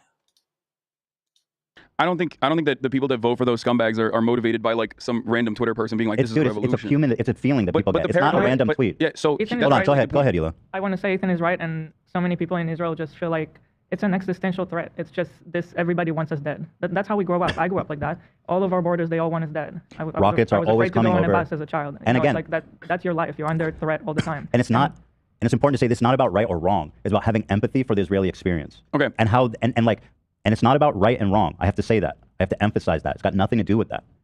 Okay? It's about understanding their perspective and knowing that when you have these super, accepting views on violence and revolution and all this shit towards Israelis, it's not one tweet that people see, Hasan. It's all the shit people see over the years all the time. And it causes them to act irrationally. Okay. I think that you bring up a really good point about paranoia. The reason why, well, first of all, we don't have to get into like the history of why Jewish people would be understandably paranoid and worried, considering how they have historically been singled out as villains every single fucking time, from blood libels and pogroms all the way to the Holocaust. So you would understand it's hard for some people to distinguish. No, I know you do, but I'm just saying this. I'm just saying this. 100%. You might understand how it's hard for some people to distinguish anti-Semitism. It's like holding Hasan's hand through this, going, so you would understand, therefore, why it's hard for some people to distinguish. Okay, so you would understand, therefore, right? This is actually really good. This is a really good way of just holding Hasan and walking him slowly through it. But I do feel like he's coddling him a little bit. Like he's just, come on, Hasan. So, you could see how, therefore, between criticism, especially when it's like a criticism that's very lax on violence against Israelis. So you're absolutely correct on that front. Here's what I will even dive into further, and this is something I talked about on my stream as well. The paranoia now that manifests inside of Israel, as far as I understand, I don't live in Israel, I've never been to Israel, is, at least from everything that I have read on not just Israel but also apartheid South Africa, and the Algerian anti-colonial action against the French, and numerous other formations of occupation and the emancipatory struggle there. The paranoia manifests and becomes a part of your identity because of the violence that is a necessity for the maintenance of apartheid. Because it's, of course, you it's almost Look, the same Israel as was like under Americans threat being very before all violent this people. shit happened. I mean, What's up? from the moment as Israel was established, the neighbors were trying to kill them. Well, I mean, I don't know if we agree on that. I Really? will say that I think that Nakba was an unjustifiable act of violence. That was the formation of the state. Now you can say every state is formed through an act of violence. All enclosures are defended through acts of violence, certainly. But I think that there was, this extends, like what you say to West Bank, what you say about West Bank settlers was the original position of the Israeli state's formation. And this does not, in current day, justify like random Israeli children that are born inside of Israel proper to be considered enemy combatants. I agree with you there 100%, because that is not problem solving, that is looking for vengeance. However, if we are to say that like Israel from its development, like in its inception, has always been under the threat of violence from other nations, bordering nations, certainly, sure.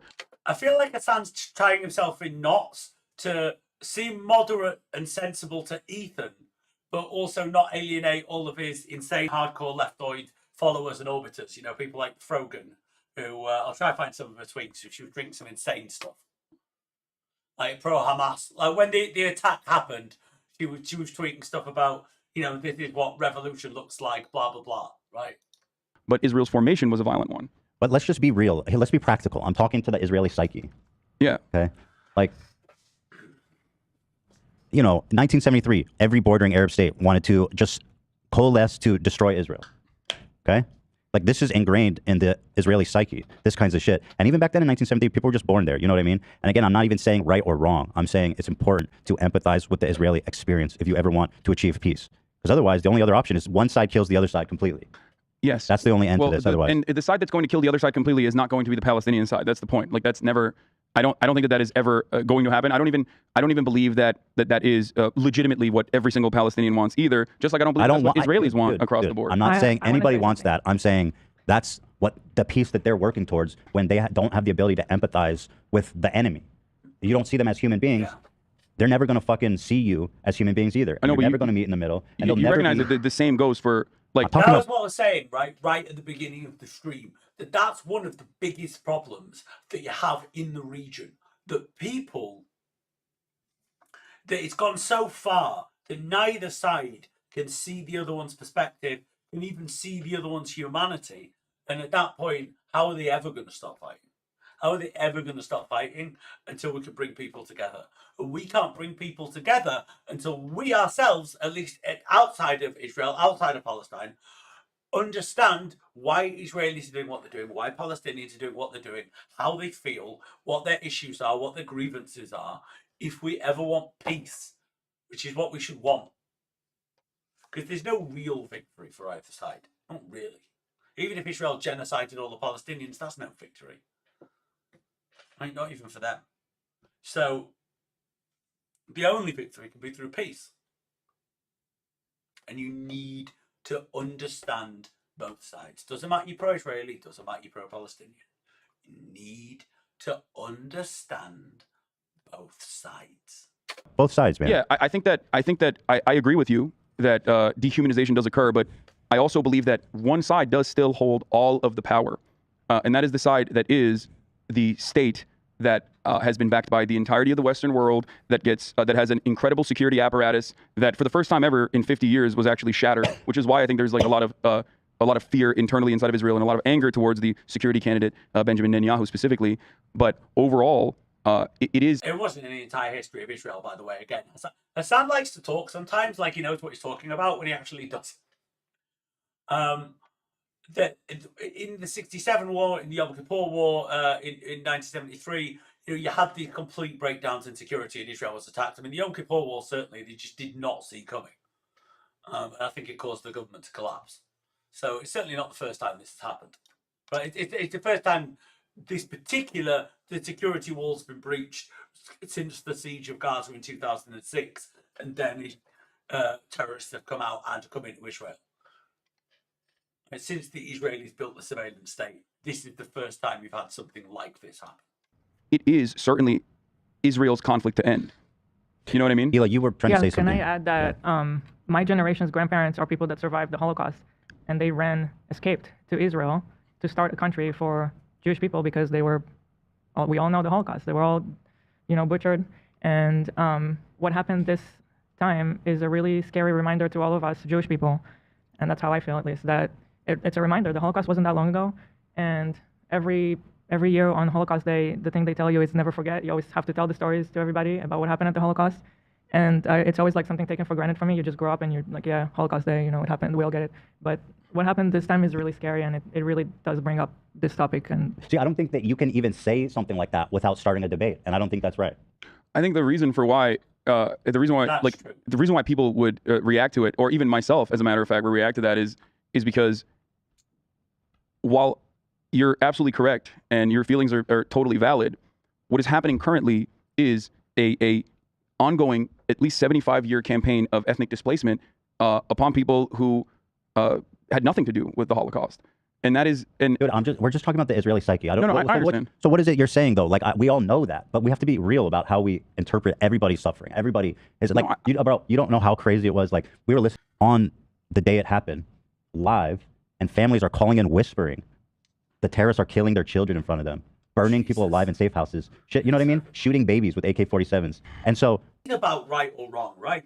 And it's not about is Israel right, is Palestine wrong, or vice versa.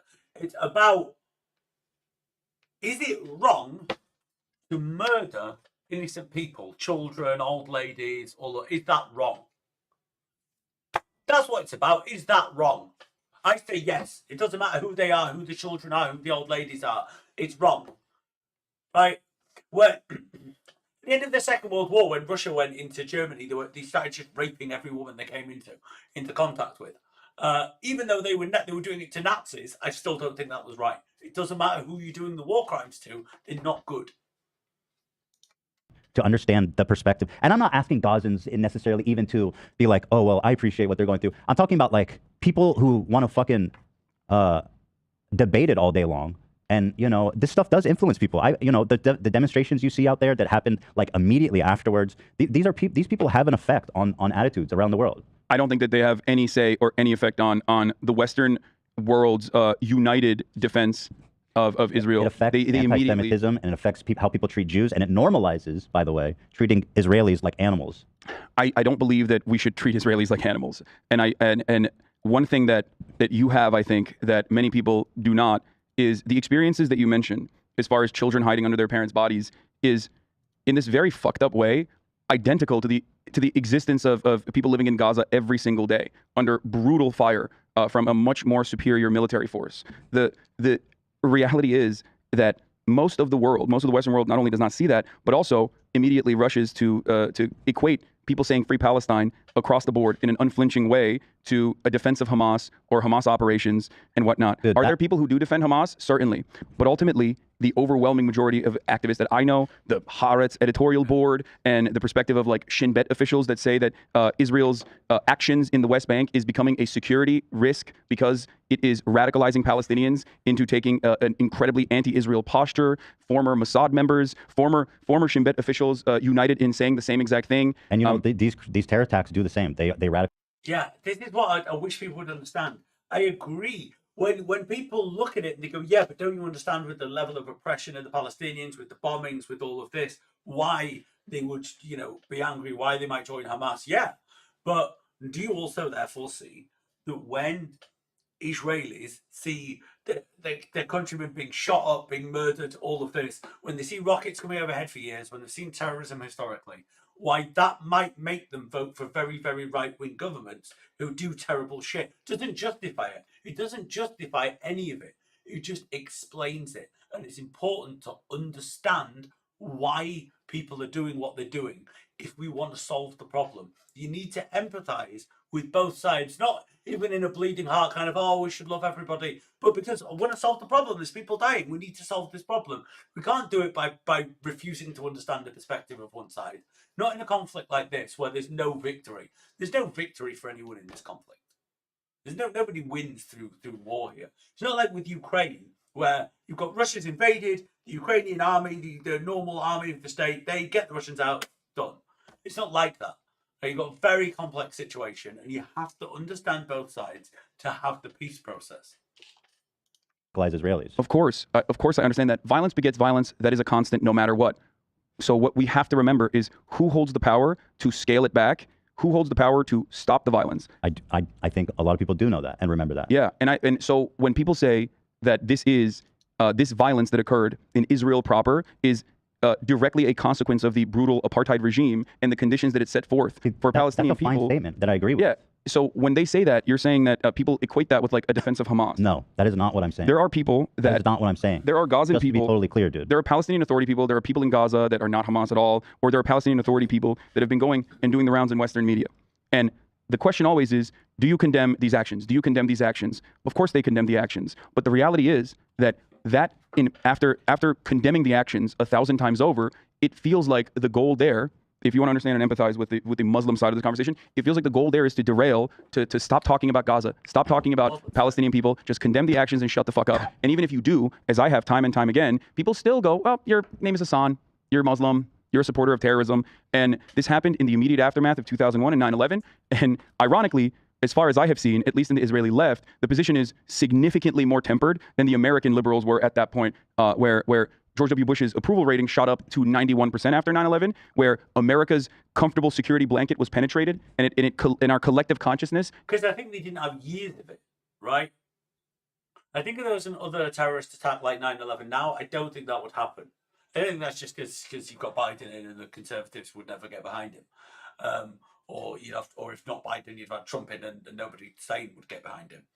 I actually think that's because this was such a shock and something so new that people didn't even really think, oh, the response is going to cause even more terrorism. The response is going to be a catastrophe if we're heavy-handed. Whereas in Israel, they've seen it for decades. There's terrorism, the government bombs them, they do heavy-handed responses, there's more terrorism. It never stops. So the Israelis already know the cycle of violence. They're not going to get behind the government when they're to the same extent. That makes sense to me. Changed in that very moment to say, oh my God, we can actually experience this violence in our own homes. And the same goes for Israel as well, where you've mentioned rocket fire. Over the course of the past multiple decades, since 2000 onward, before the October 7 operation, that the casualties were, of course, asymmetrical. Rocket fire still ended up killing people in Israel proper. Again, it's like, you can look at the numbers, but like, of course, because Israel has it's still the provocation. It's still the attempt. You know what I mean? Just because they have the technology to shoot it out of the sky doesn't mean that the people in Israel are not going to be affected by it. No, I understand that, but there's also, a I want to say, I need to make something clear that you touched on. I don't think people who say I support Palestine are pro-Hamas. That's fucking insane. Okay. It's like the opposite of everything I've ever said. Okay. There is something I noticed that rubbed me wrong, which was that as the news was breaking, as people were still calling in saying, I'm in my safe house, I hear the terrorists outside killing my neighbors. People are on Twitter or whatever, or activists, whoever, because saying, let's go Palestine. Go Palestine. So how am I? It's the timing, insane. Hasan. It's important. Like, we got to make this huge distinction. When people are saying go Palestine as they're terrorists killing people, that to me, I don't know who else they're cheering on other than Hamas. Okay. Now, if you wait, like, it's the timing, dude. It does matter. There's an asymmetry to the violence, but there's also an asymmetry to the coverage as well. What do I mean by this? Mia Khalifa is a good example. You and I were talking about this on the phone earlier. Mia Khalifa said things that I find to be distasteful and wrong. Okay? Worse than that. I think it was distasteful and wrong. I think that it was callous. The indifference to violence that civilians are subjected to on the Israeli side. Okay, you know what? Big up to Hasan for coming out and actually criticising the Mia Khalifa thing. I'll give him some credit there. I thought he'd try and defend her. As well is callous. However, the reaction to Mia Khalifa has never ever occurred on the other side when Israel is engaging in bombing campaigns. Yeah, it's fucked up. And like you said, the horrific images that you saw that draw so much emotion out of you of, like, Palestinian fathers holding their daughters in this open air prison. There is no equivalence. I think a lot of people who have been advocates for Palestinians for many, many years, especially if they're Muslim, know this reality, that you have to be incredibly careful all the time with your rhetoric, and that even in an emotional moment, you can never say something that will be misconstrued. And Mia Khalifa said something that was inappropriate and unacceptable. Hold on. She showed a picture of terrorists roaming in a pickup truck murdering civilians. She described that as a Renaissance painting. Yeah. And she went further and said, well, the Palestinian freedom fighters, please flip their phone I know, vertically. I mean, that's worse than unacceptable. So it's evil. So she was literally saying, basically, this is funny, I'm enjoying watching, like, what else do you mean? Hey, can you give me a better view of you massacring Israelis? The Mia Khalifa shit was insane. Correct on that. Okay. So let me ask you this though. Yeah. When Lindsey Graham goes on and says this is a religious war and we must ethnically cleanse, we must wipe our Evil. enemies. Should get the same coverage. No, I know, but it doesn't, Ethan. That's the point. Like I Marco understand. Rubio, Marco Rubio would call for ethnic cleansing. These are people in positions of power. These are people who are literally facilitating in the bloodshed. These are people who actually are engaging in the continuation. These are not former porn stars who were Christian Lebanese who now. Whatever, dude. She was getting a lot of attention. People were liking it. It wasn't like. But here's the problem. That doesn't. Here's the That's problem. meaningless. Is Bro, what I'm let me saying talk. in the grand scheme of things, because that doesn't. Hasan, let me make my point. Go ahead. When you can't just keep like, you have to unequivocally come out and go, this was wrong. But like also I saw other people, it's like, yes, that's also wrong. So I think that's really bad that those people were that there were people saying. In fact, I think it's fucking disgusting that there were people basically calling for genocide of the Palestinians. I also think it's disgusting what Mia Khalifa said. So I don't understand why there always has to be this. Well, no, but you have to understand. It's not really as bad as you think because somebody else came out and they said something terrible too.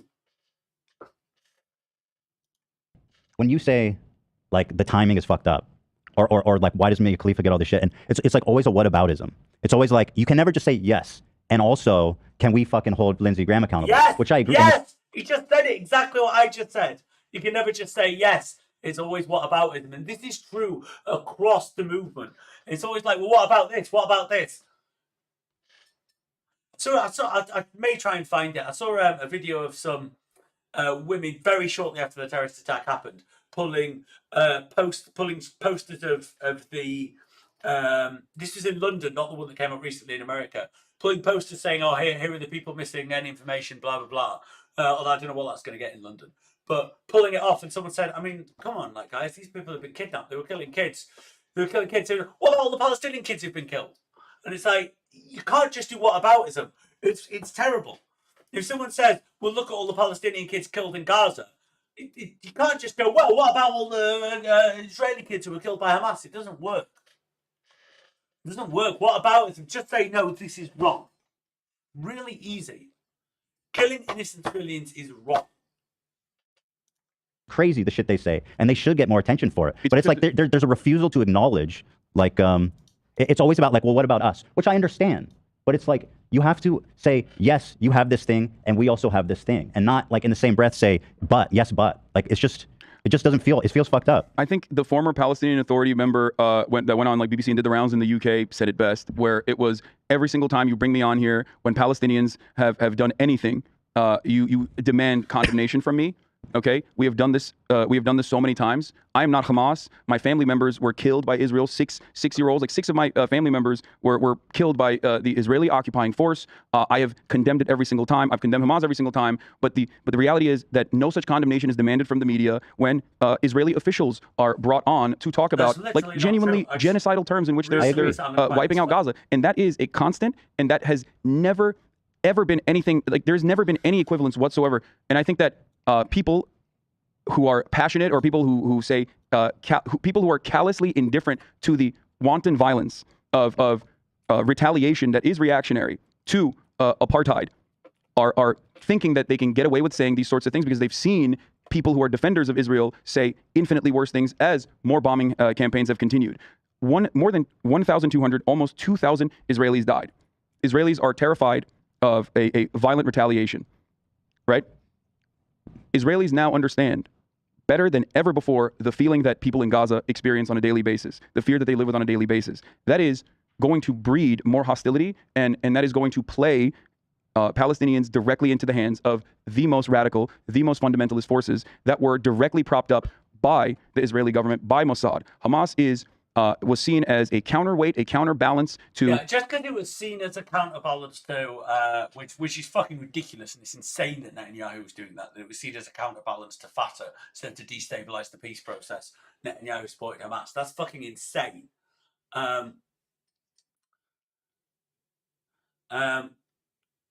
Right, yeah, however, that doesn't mean that Hamas are Israel's fault. Well, okay, you could argue because of all the oppression that groups like Hamas arise. But it doesn't mean that, I mean, Hamas was created by Hamas, by the people who joined Hamas, who created Hamas. You can't just say, well, it's all Netanyahu's fault that Hamas even exists. So that's not quite true. And that's not the same as supporting them over Fatah, like a fucking idiot. Secular forces and Marxist and socialist forces who also were violently, who participated in violent acts as well. However, the fundamentalist, the fundamentalist Islamist Muslim Brotherhood cutout was directly logistically supported by the Israeli government and has been propped up specifically by even Netanyahu and every other Israeli government as the only force to take seriously for Palestinians. It's impossible to ignore this when talking about the violent retaliation. I think that I agree, dude. Yeah, I don't disagree with that. I think equally it's important for Israelis to understand why there is, if the Israelis cannot empathize with the idea that why people want to do violent retaliation, why people support Hamas, then we're also never going to have peace. Yes, and everybody and needs to empathize. And I think it's more important than ever to ensure that people recognize that both in the Western world that props up the far-right Israeli regime, that turns a blind eye to the violence, and it's important for our brothers and sisters that are living in Israel proper, that are anti-Zionists. As we saw earlier, the British government was forced to backtrack because they'd initially been offering unwavering support for Israel, and then now they've had to push for humanitarian aid into Gaza and say that they're anti-war crimes. Because the Israelis, of course, predictably, went way, way, way too far and started doing a shitload of war crimes in Gaza. That are also fighting that very same battle every day. To make sure that people understand that the only way out of this, well, there's two different ways out of this. It's ethnic cleansing. It's like doing a final solution to the Palestinians, or it's a pathway towards developing a nation state where Palestinians, Muslims, Christians, Jews can live, coexist, and have equal rights and equal representation. Right. At the end of the day, all I'm asking is for people to be able to say that, terrorism is bad, no matter what, without an exception, without subtext. No, listen, without a fucking asterisk that's like, yeah, but, what the fuck, man? No, I understand where you're coming from with that. I think, and I'm not saying, but it's true. Ethan's like spot on here. It always has to. It shouldn't just be with a qualifier. Just go, is terrorism bad? Well, the thing you got to understand really is, and again, what Hasan said in just generally isn't really that bad. He's not said anything crazy, but what he's doing is every time Ethan's like, look, isn't the terrorism bad? Yeah, it's bad, but you got to understand that it comes out of, a backdrop of the Israelis doing this. No, you can just say it's bad without then talking about other stuff. In the same way that if someone's like, hey, isn't it really bad that the Israelis are doing collective punishment on Gaza? Imagine if you just went, yeah, but you've got to understand that comes out of a backdrop of terrorism and a response. Like, no, just have consistent values. Just have consistent values. Giannis Varoufakis has talked about this, where he said there was a practice in the ANC in apartheid South Africa that was called necklacing. I'm not entirely sure what it was, but it was brutal. The ANC originally under leadership of Nelson Mandela demonstrated peacefully multiple times. There was a police retaliation in apartheid South Africa where 69 demonstrators died. Obviously, the conditions were brutal. They had this concept called a pencil test. You know what I mean? Like where they would put a pencil in your hair to see if you were how non-white you were. If the pencil stuck, you were considered non-white, not allowed to go into certain places. Now, all of that was violent. The maintenance of that was violent. When all was said and done, Nelson Mandela realized that violent reaction was demanded from the people on the ground, demanded from the emancipatory forces, demanded from the 90% black people that comprised the South African population. He was jailed. He went to Algeria first. He went to Ethiopia. He talked to revolutionaries. He talked to Marxists. He came back to Africa. He was immediately South Africa. He was jailed. Time and time again, the government demanded that he denounce the violence. He said, "How can I talk to you on equal conditions when I am chained? How can you?" But he was in prison. You're Hasan Piker in America. Nelson Mandela was in prison. You're not Mandela. I get Mandela saying that. Right? If you went to somebody in an Israeli prison unfairly and said, hey, will you condemn Hamas? And they're like, how am I going to condemn Hamas when I'm in prison like this? Okay, fair play. This is not Nelson Mandela. This is not a Palestinian in an Israeli jail. This is Hasan Piker on his friend's podcast. Will he, on his friend's podcast, just unequivocally condemn Hamas? How can you put my freedom as a talking point, as a way to get me to denounce violence when you have made no efforts in you've made no conciliatory efforts. You've made no efforts in understanding the position of people that you have subjugated, that you have forced to exist in these apartheid conditions. At the end of the day, nobody remembers the violence of the ANC forces, because the violence of the apartheid regime was all too great, was significant, was more significant than the violence that the horrifying violence, even those that, of course, civilians were subjected to. Because if I were to ask you today, what's worse, the violence towards the civilians in apartheid South Africa or the violence of the apartheid regime, you would say the violence of the apartheid regime, right? I don't know. Did they mass murder 1,500 civilians? I don't know the exact civilian casualties, but in Algeria, no, they did some brutal stuff. Yeah. Apartheid? So Yes. hold on. How many? I mean, not that it fucking No, matters. but exactly. But the But it doesn't matter. You could if black South Africans had gone and chopped up children and raped a load of women, you could still say, hey, listen, I totally support them. I support the struggle, but this was wrong. But Hasan can't do that. And he thinks like, look, could you just say the terrorism was bad and Hamas was bad? Well, no, because you've got to understand that, I mean, people asked this of Nelson Mandela when he was in prison. It's like, come on, just how hard is it to just have consistent morals and go, you know what, if you're killing civilians, it's bad, so yes, I condemn Hamas. We know you condemn Israel. You can say it again. I do. I condemn like the fucking war crimes that Netanyahu's government are doing. I also condemn Hamas. I can say either.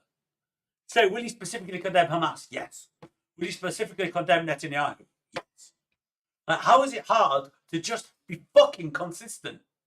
the conversation is important to analyze from that perspective, because people that are forced into a corner that see no other way out are going to do this. And and if you don't make any concessions, if you treat the secular Palestinian Authority like they're garbage and then use them as a part of your security, your surveillance state, and have them be seen as collaborators with the Israeli government that is currently imprisoning and defending the settlers, like you said, the fundamentalist religious freaks in the West Bank, then of course Palestinians that are going to be like, well, what the fuck? Well, this is our two-state solution. This is our peaceful coexistence. That like we're losing our homes. We're getting bullied in our own neighborhoods. We have dudes from Brooklyn and Long Island coming in and being like, this is my house now. Like, if you see that as your peaceful coexistence as a pathway forward, you are inevitably radicalizing people to react to that in more and more violent ways. And that is entirely in the hands of the Israeli government to scale back, regardless of how Israeli people feel about the matter, whether they are understandably paranoid and understandably scared or not. I mean, remember, the first Intifada was... Yeah, but that's the same for the Palestinians. I agree, but that's the same then for the Palestinians. Like, Hamas shouldn't be doing terrorism, no matter how much awful shit's happening. It's the refusal to just unequivocally condemn it that just doesn't make any sense. Unequivocally condemn it, it doesn't mean you excusing Israel. I unequivocally condemn Hamas. That does not mean I excuse. Fuck me, why can I not speak? It doesn't mean I excuse Netanyahu. It's so easy to just be consistent. It's so easy to just go, war crimes bad. That's all you can say. Oh, will you condemn Hamas war crimes? Yes, of course, I condemn war crimes. Well, you've got to understand that those war crimes were in response to other war crimes. Just war crime is bad. It's like the most baseline take. It's literally the most baseline take a human should have. War crimes are not good. Don't do them. It was rocks. The second one was bombs, like suicide vests and suicide bombs in public transit. It has escalated throughout years as the Israeli occupation has gotten worse and worse. And this is a reality that even former Israeli officials recognize and reckon with and ask for change on. You know what I mean? 100%. Dude, I understand everything you're saying. Like, people forget, like in the 90s, there was at least some form of freedom of travel between Israel proper, West Bank, and Gaza. There were the border walls and Yeah, I actually went there. Like, a lot of the jobs were just done by like Palestinians. There was a widespread. A lot of Palestinians would just go into Israel and come home, and they had like some level. Not that there weren't restrictions on them or things difficult for them, but you could just drive. You could just drive from Gaza. Even in fact, after the terrorist attack happened recently on one of the kibbutzes, some of the older, they said on the news, some of the older residents remember where you could. Where you used to be able to just drive into Gaza for a kebab and by the beach, right? Things have definitely got progressively worse, like worse and worse and worse. The freedom of movement, freedom of travel was not stopped. It was not restricted, and look where we're at now. What's up? In the 90s, I feel like there were a lot more talks of peace that seemed actually close. Like, it didn't seem that impossible back then, from what I remember. Yeah, and then What happened? The one dude, the one dude who was like, okay, guys, look, I'm a Zionist. I think that we should, at the very least, maintain the security of the Israeli state in a reasonable way. We have to fucking reason with these guys. He was called a pussy and then assassinated. And the dudes that literally wanted him assassinated are now in positions of power. Yeah, it's and they have been voted for. They've been voted into office over and over and over and over again. Okay, so just to be clear, these fringe right freaks are like very. They've been getting more. So then the parties like Ben Gvir and all these people, they've been getting more support, but they're the fringe groups. It's just because Israel has proportional representation, so you can't form a government without like over 50% of the votes or seats. That then Netanyahu keeps getting into bed with increasingly more right-wing parties as other parties abandon him over his corruption and all that kind of shit. So, and he'll basically get into bed with anyone, no matter how mental, no matter how evil, just to stay in power.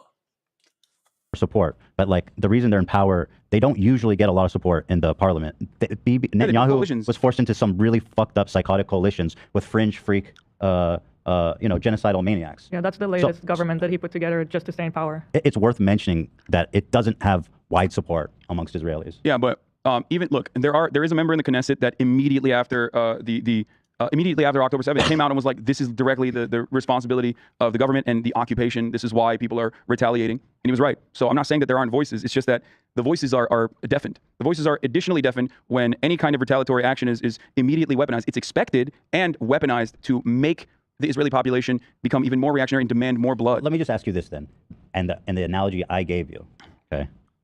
Just to get a direct answer, where as the terrorist attacks are happening, there's people calling, saying, my neighbors are being shot by terrorists right now. And there's people saying, go Palestine. Are they talking about Palestinian freedom or are they encouraging Hamas to kill Israelis? I don't know what people are, I don't know what their demands are. It's not unreasonable for me to assume that. No, it's not unreasonable for you to I mean, assume listen, I think... And if you're Palestinian, for the record, I'll take it one step further. Look, you talked about the paranoia that Israelis feel towards, Palestinians or Hamas, right? And I will say this as well. I think that if you are Palestinian and it is understandable that they see this as an emancipatory action. It doesn't have to be right, and it's not right, but it does not matter because for them, this is the first time that they have seen like they've seen the security apparatus fall apart. That they've seen the barriers that were designed, that were constructed around Gaza, get bulldozed. Dude, I got no problem with them breaking through the borders, like and doing some kind of shit. Maybe I do have a problem, but let's say what kind of shit though? They attacked a military outpost, they attacked settlers. I'm not saying I'm okay with it, but like this is more acceptable. But like going and roaming through a kibbutz and murdering families is like I just don't think there's any room for exceptions there. No, there's a big difference. You know what I mean? I understand and I know you do. I'm just explaining for myself. Yes, civilian targets are never seen as appropriate. That is 100%. And it was just that's the rule. That's the rule. Is that like civilian targets are not appropriate. And again, Israel kills civilians, right? So They're not saying that. I know they do. It's like it's not even debated, at least in serious people who are trying to have a serious conversation about it. And so it seems a little obtuse, though, to look at an activist during a terrorist slaughter saying, let's go Palestine, and not say like, yeah, they're probably cheering on Hamas to kill Palestinians. I think that whoever people are cheering on is ultimately inconsequential because the actions of the state and the actions of our... Why won't he just like, yeah, what Mia Khalifa said was fucked, what people like cheering it on, that was fucked. Why can he not? Why can Hasan just like not come out and do the easiest fucking shit? The easiest shit you could possibly do. Just, obviously that's fucking condemnable. State, the actions of all Western states is significantly more important. Right. That's what I'm saying. Right. Like, I find it to be unproductive, and I also think it's ridiculous. And I'm not saying you're doing this, but I think it's fucking ridiculous that the indifference that people have to human casualties is gross. And it's never more perfectly demonstrated by people being like, oh, the BLM Chicago account that's like not even affiliated with the organization, even though I don't even like the official BLM organization anyway, is posting a photo, right? And then immediately people are like, look, this is how BLM is. Like, see, you guys have to immediately apologize. Everyone who has like been associated with BLM has to apologize for this random fucking Instagram account. That is politics. People are using the deaths of Israelis and the deaths of Palestinians to do domestic politics, and I think that's fucking ridiculous. And I also think, and maybe you agree with me, maybe you don't, that a part of the do you condemn the violence, do you condemn the violence, do you condemn the violence rhetoric is I think cynically applied to every single person that wants to talk about ending this conflict, even if it's talking about ending the conflict from the perspective of like Israeli security, where the Harvard Student Organization that got together and said the violence that Israel experienced today is squarely the consequence of the brutal occupation. They said that in the United States of America, the Harvard Students Organization. There's plenty of Jewish Americans that are involved in writing that. What happened? every single psychopathic VC hedge fund dipshit said, these people need to be punished. Give us their names. And they got their names. They did Canary Mission style psychopathic doxing on students for saying what? For saying exactly the same thing that the Haaretz editorial board wrote. Word for word, bar for bar. The Israeli paper of record. I'll say this. And the Harvard Students Association had an identical perspective. And what happened in America? They got doxed. There are on the campus right now. Again, there are literally their photos are being I posted. read the letter. It was not that bad. People were going crazy and way overreacting about it. If people are mad about that, it's probably because of the timing. But there's no timing placed on another a group of people's emancipation. There's no like. Bro, I still notice we've just moved on to. My Their timing matters. No, let's not be obtuse about this. It's just this one point I'm trying to make. You can't cheer on Hamas, dude. I do. Well, You can't exactly. Like we just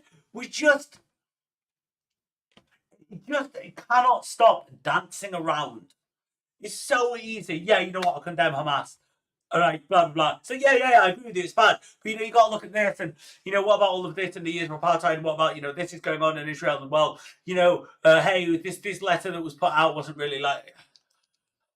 It's just really difficult to say, hey, yeah, you know what? People cheering on Hamas were bad because he knows a lot of his fucking supporters were. He doesn't want to lose Ethan as a friend, right? But what he does want to do is maintain his supporters. So he's being mealy-mouthed and speaking out of both sides of his mouth, kind of hiding his power level. It's a bit fucking ridiculous, really. Like, this is actually genuinely a very weaselly performance from Hasan.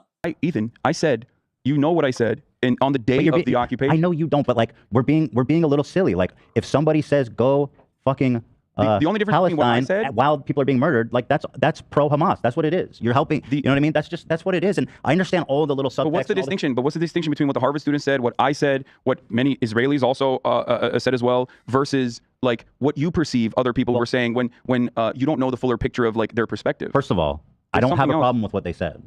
Okay, you don't. And I'm curious about how soon after this massacre it was released, because I assuming, and we can look into what's this. the barrier of acceptability though? Or is it that you know me personally and you know what my opinion is, which is why what did you can say? You can understand. You didn't say anything like you did not say like free Palestine or some shit after murders were happening. I said that resistance to apartheid is always imperfect and there are casualties everywhere. Which means there are casualties on the Israeli side and there are going to be casualties on the Palestinian side. Statement, Hasan. Yes, that is ultimately the same as saying free Palestine. It is because it's not, my goal dude. is it's to free not. Palestine.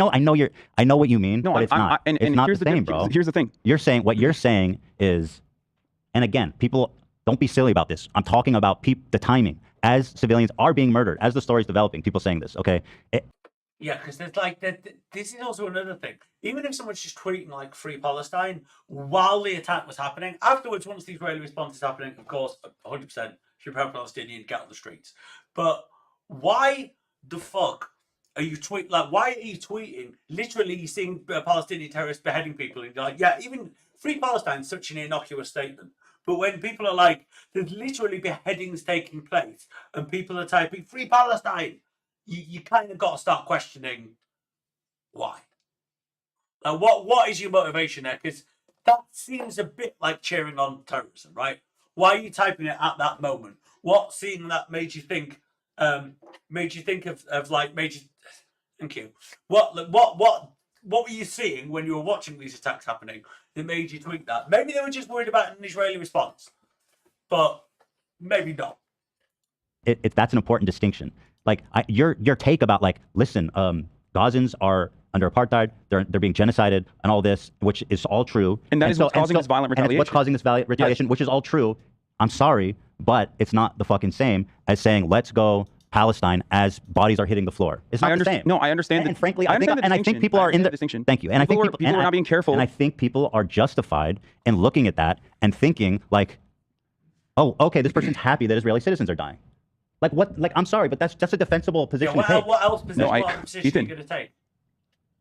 You're expanding on free Palestine in that moment to I'm glad that Israelis are being murdered. The jump there is, no, let me explain. Go ahead. The jump there is literally you knowing what I represent and who I am versus you not knowing. You want to know why? Because you think when I said that, people didn't misconstrue my statements. My name is Hasan. I am the America Deserved 9/11 guy. If you think that the very same forces, the very same people that despise what I had to say about blowback and 9/11 did not have the exact same opinion that you have over I don't know what others. other people thought about what you said. Okay, I know that I thought it was a much more respectful, empathic take. And I doubt. And when did you do that as bodies were hitting the floor, son?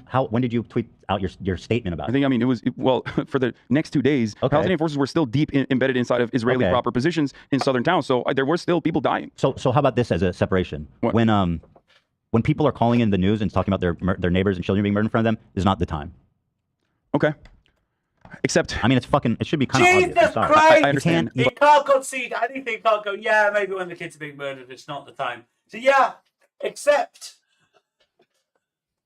Yeah, I want to be friends with you, but yeah, I want to pander to my followers who are all shouting, ha, fuck Israel, when the body's hitting the floor. So I'm just going to be mealy-mouthed and speak out of both sides of my mouth and, just... And that's what Hasan's doing. That's literally just what he's doing.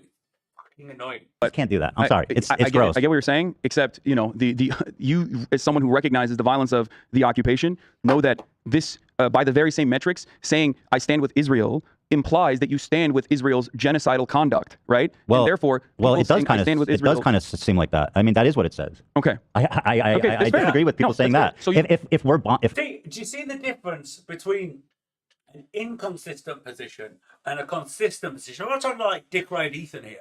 It's just that that's a consistent position. It's like, yeah, exactly. If Israel's bombing and you're tweeting, I stand with Israel, that kind of does fucking sound like you support all the shit that they're doing. It does sound like you support the bombing. Right? Which it does. And he's right. And that is a consistent position. But, because there's things I agree with Ethan on, there's things I disagree with him on, but he believes what he believes and he has a consistent position. Whereas what Hasan does is performative. And what he's doing is he's performing. So he's trying to perform both for his fans and for Ethan. And I think that's what's making him look mealy-mouthed and incapable of just condemning Hamas or anything. If Israel's bombing Gaza, people are saying, I stand... Not just bombing Gaza. Israel's apartheid regime and occupation is endless. It might be sidelined, it might be silent, it might be the constant, but that is still violent. If Israel is bombing Gaza, okay. Not Israel is bombing Gaza. Dude, let me... Okay. I heard you. Go on. Sorry. I have to pee so bad. If you leave, I win. It's over. I'm holding it. If Israel IDF is bombing Gaza, and and you're seeing the media that I saw, or even not seeing the media I saw, because that civilians are getting injured or killed, and you say I support Israel in that moment, then I do think you are supporting the IDF and the Israeli regime's fucking apartheid violence. Okay. Do you think that there is the same energy and same condemnation, even remotely the same condemnation and energy for those who say I stand with Israel, all the way from Justin Bieber using a photo of destroyed Gaza let me pull that to be like praying for Israel? Where's that? What are you praying for, bro? Israel to stop? Like, what's going on? What are you praying for? That was one of the craziest things I've seen. Yeah. He posted a picture of Gaza being basically a whole street block being leveled by Israeli bombs. When I saw this, right, I kind of questioned, was he doing some kind of based kind of sarcasm? Was that a piss take? I kind of question, because he's not clever enough and he probably is just stupid enough to just do that. But that would actually be funny if he was like making some kind of point. He's like praying for Israel, but there's a picture of like Gaza destroyed. That's quite a good, quite sarcastic, like anti-war point. That would be good. That would be a cool point. It says, I'm praying for Israel. Yeah, he was praying for Israel to stop. Jamie Lee Curtis posting photos. Jamie Lee Curtis posting a photo of children in Gaza looking up at the sky as Israel is bombing them and going, I stand with Israel, Israeli flag. Like and so many other examples. Charlie Kirk showing photos of the Israeli occupying force entering West Bank homes and posting that video and going, look at what the Hamas terrorists are doing. Or many other examples of so many examples of stupid propaganda. Palestinian children, babies in cages that the Israeli occupying force put them in, that people are posting and going, look what the Hamas is doing. Look at this cruelty. Yeah, how cruel, how unusual. I've seen it all. It's all crazy. It's all psychotic propaganda. I don't even blame Super them. cynical, fucked up things. No, it's not. It's not even cynical. Well, no, the people who create the propaganda are cynical. It's not even cynical though. I don't even fucking blame them, because yes, there is an asymmetry to this violence, and you have been willingly or you have completely been shut out from one side of that of the recipients of said violence, and therefore you simply do not know. You don't know what the reality is, and by God, there's a lot more examples pre-October 7. There's a lot more examples of like Israeli brutality and Israeli cruelty upon Palestinians. So you're inevitably going to accidentally post shit like that. The thing is, like, with all this nuance and background and history, sorry, you still, if we're being still talking about the other two. serious about peace, you can't look at an Israeli, you know, who is traumatized by what happened, in context of everything you've said, which I all agree with, and say, yes, but, you know, it's horrible, or like, yes, but, it's like I'm just saying on a human level, in the real world, you can't do that. You can't, like, you have to just give them their grief. You have to give them you have to grant them. I mean, they made them victims on that day. Those people, anyway. Yeah. And so, like, do you feel like when you're having a conversation with Israelis and Israelis are looking to the outside world, I'm saying I agree with everything you're saying. But if you're trying to communicate your condolences for grief or something like that, you don't say, yes, but. I think people should be more careful. I understand why I think you people do. should be more careful, and I think people should be more open-minded. I agree. I understand why you do it, Hasan. I'm just talking about in the real world. Yeah. When you're talking to an Israeli who it comes from the Israeli perspective. Here's a fucking hard truth that people, I don't know if people will accept it or not. Listen, if you're born in Gaza, you're going to hate Israel 100%. If you're born in Israel, you're probably going to hate Hamas and maybe Palestinians. I don't know. I don't think most Israelis do, but Hamas for sure. Okay. And so it doesn't even, like, the human experience is constant. It doesn't matter which side of the fence you're born on. You're going to believe, you're going to fucking identify with whatever That's exactly world. what I was saying before. That's exactly what I was saying before, right? That we might understand why someone believes something, why they're acting a particular way, but that's not the same as justifying it, because it will always be true of the other side. It will always be true that, yeah, Israelis growing up under terrorism, seeing rockets being fired over, having to dive for cover, that's going to make them vote for right-wing parties who do bad stuff. That doesn't justify it. It's fucked. The same way Palestinians living under terrible oppression is going to make them want to join Hamas. But that also doesn't justify that. Explicable isn't the same as justified. Just because I can explain why someone's doing something doesn't mean it's justified. Experience you're going under. I don't disagree with you. We've already established this. So now I ask you this. I genuinely, the major point of contention that you and I have in this process is I think it is frivolous and I think it is unproductive to find numerous people that may or may not have even openly condemned Hamas time and time again and be like, you're bad, you're wrong for saying this. Like, sure, they're wrong, but that doesn't change the reality on the ground. I don't think it's fair to characterize it as like a few rogue tweets. I mean, because ultimately, this was a lot of people. No, I get it, but people tweeting whatever the fuck, right, does not stop bombs from falling. People tweeting Israeli not perspective, stop more. bro. That's all I'm saying. I know, but the Israeli perspective, if tomorrow the Israeli perspective shifted and was like, I mean, 85% of the fucking Israeli population currently thinks that Benjamin Netanyahu is the reason why 2,000 Israelis died. 85% of the Israeli population right now, according to the Jerusalem Post, in the latest. And let's all fucking remember that when talking Because it's his fault. about Israelis. Yes. So some of them, though, obviously think they should be more brutal. Some of them think that Benjamin Netanyahu's See, he's trying to speak out both sides of his mouth because he realizes a lot of his supporters, a lot of the people who like Hasan, have been, right, do view all Israelis as savages who love murdering Palestinians. And he can't just say, hey, yeah, you know what, Ethan, you're right. Of course, not all Israelis are like murderous people. You know, well, you know, a lot of them do. And Ethan's like, you know, according to polling data, like 85% of people hold Netanyahu responsible and say that it's his actions that have caused all these deaths. And Hasan can't go, yeah, I acknowledge that. It's go, well, you've also got to look at there are a lot of people that are saying these kind of things. It's like, he's trying to please Ethan whilst pleasing his own fucking hardcore leftoid following at the same time. And he's tying himself in fucking knots. Occupation, or a much smaller percentage, think that the occupation is responsible for this violence. Now, having said that, do they have a say? Can they unseat Benjamin Netanyahu? Is he going to jail? No, of course not. He's been tried, actually. And well, exactly, which is why he built a coalition with fucking Ben Gvir and all the other far right freaks. He was actually being tried for fraud or some crazy shit. Yeah, even more far right freaks. And many people are calling for his resignation. He's not going to do that.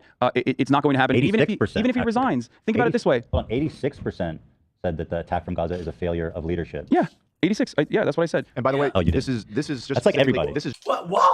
That's what Ethan said. And it sounds like, yeah, that's what I said. What? Unless, wait, did I just mishear him? Was he just reading it and he misspoke or something? Let's watch that again. Or some crazy shit. Yeah, even more far right freaks. And many people are calling for his resignation. He's not going to do that. It's not going to happen. Even if he resigns. Think about it this way. Hold on, 86% said that the attack from Gaza is a failure of leadership. Yeah, 86. Yeah, that's what I said. And by the way, this is Ethan just let that slide. Oh, you did? So, no, he didn't. Ethan said that.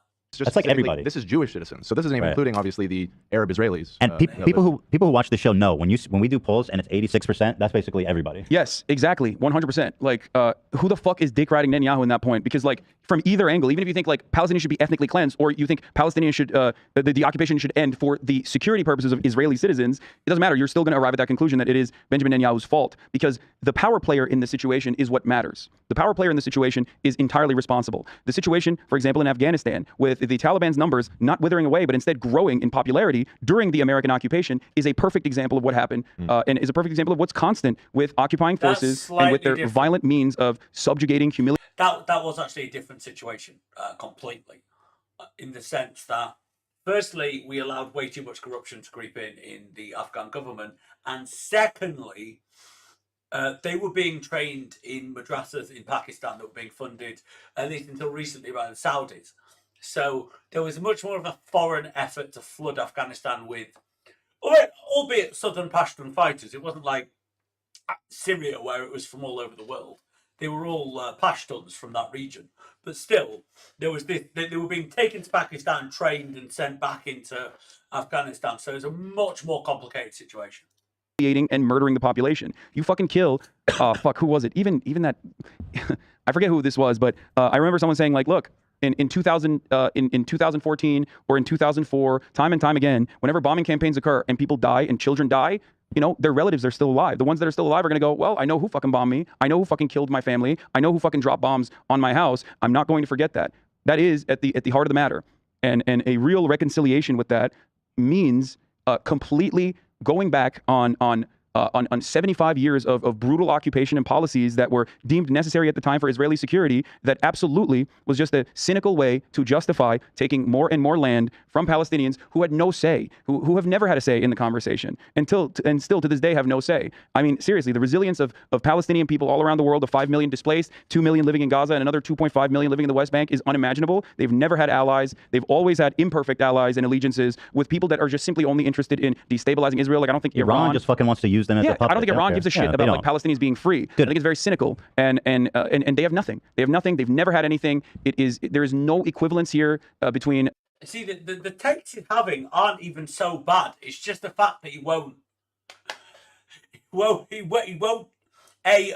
the Israeli perspective, but he also won't that Ethan keeps trying to get him to do, to just go, okay, but do you understand that also? Do you understand the two sides? Will you unequivocally condemn Hamas? And then we have to have this whole essay, this massive diatribe about how, with all reasonable points, all completely reasonable points about the plight of the Palestinians, it's just like, okay, can you at least acknowledge that it was not right for people to be tweeting out all of this pro-Palestinian, anti-Israeli stuff literally as the bodies were hitting the floor during the terrorist attack? Well, what you've got to look at is the way that Hamas work and the way that the Israeli occupation's been. It's just annoying watching him be so mealy-mouthed. The well-oiled military machine of the Israeli army that has gotten $264 billion in American taxpayer dollars to continue its operations. It's just not. There's an asymmetry to the violence, and there's also an asymmetry to the conversation, where Palestinians like living in fucking Gaza are being called by the BBC, and while bombs are being dropped on their fucking heads, the BBC anchor is like callously being like, "Do you condemn the Hamas violence?" It's and like, by the way, that's fucking stupid. It's like fucking insane, and they never. And I don't want people to conflate what I'm saying with BBC asking someone in Gaza taking bombs if they support Hamas. So here's the thing: I've never, ever in my entire life, ever seen a couple things. I've never seen the American government, the State Department, ever say, this was a provoked act of violence from Palestinians. I've never seen that. They always say it's unprovoked, because it is supposed to be that violence is like, they act like that violence was in a vacuum. And I know you agree with me on this. I don't think you disagree with me on this at all.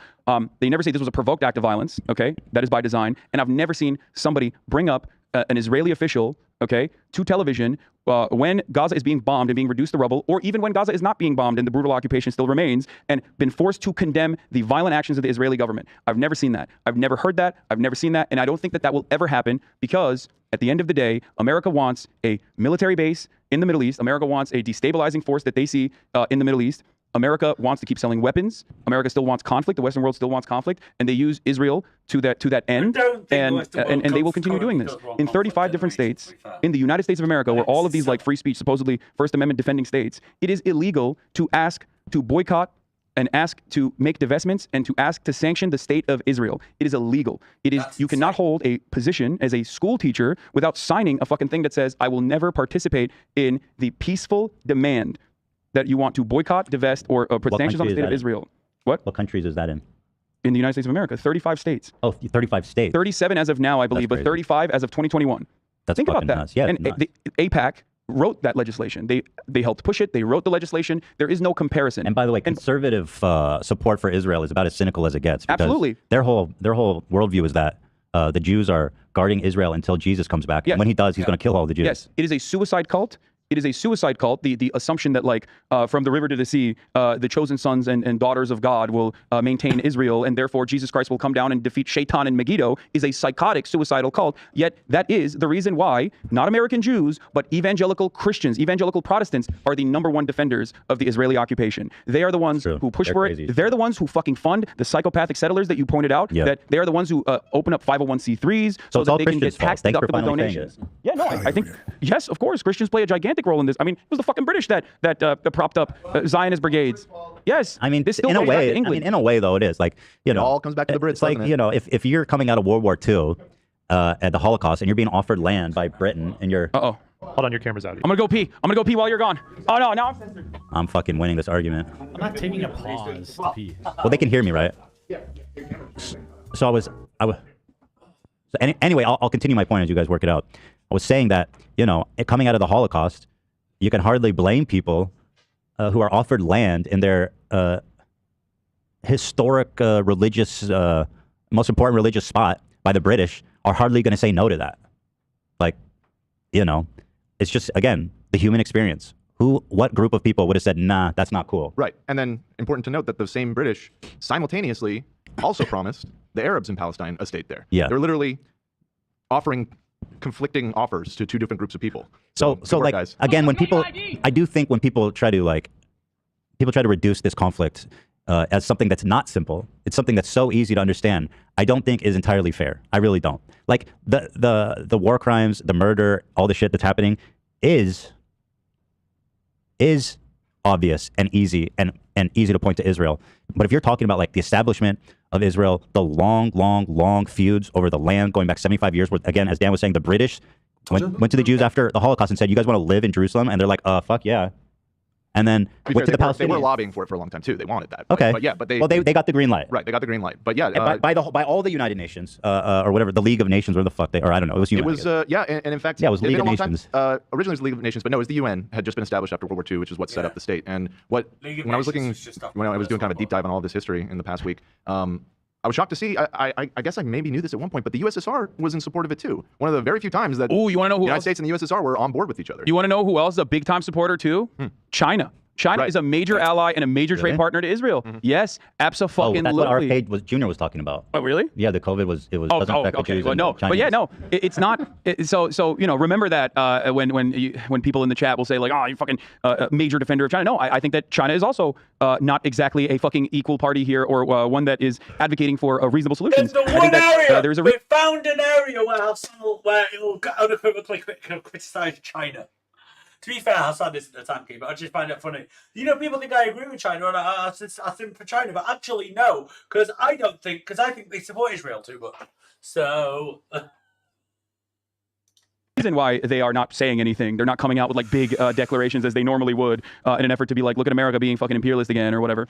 Just to finish my point when you were in the bathroom is that I think it's unfairly reductive to say it's not complicated. Going back to the establishment of Israel, the duplicity, the English, going back to the skirmishes and there's been atrocities on both sides from the beginning. Okay. Obviously, Israel has continued to take more and more as they've enjoyed the benefit of funding and support from the international community.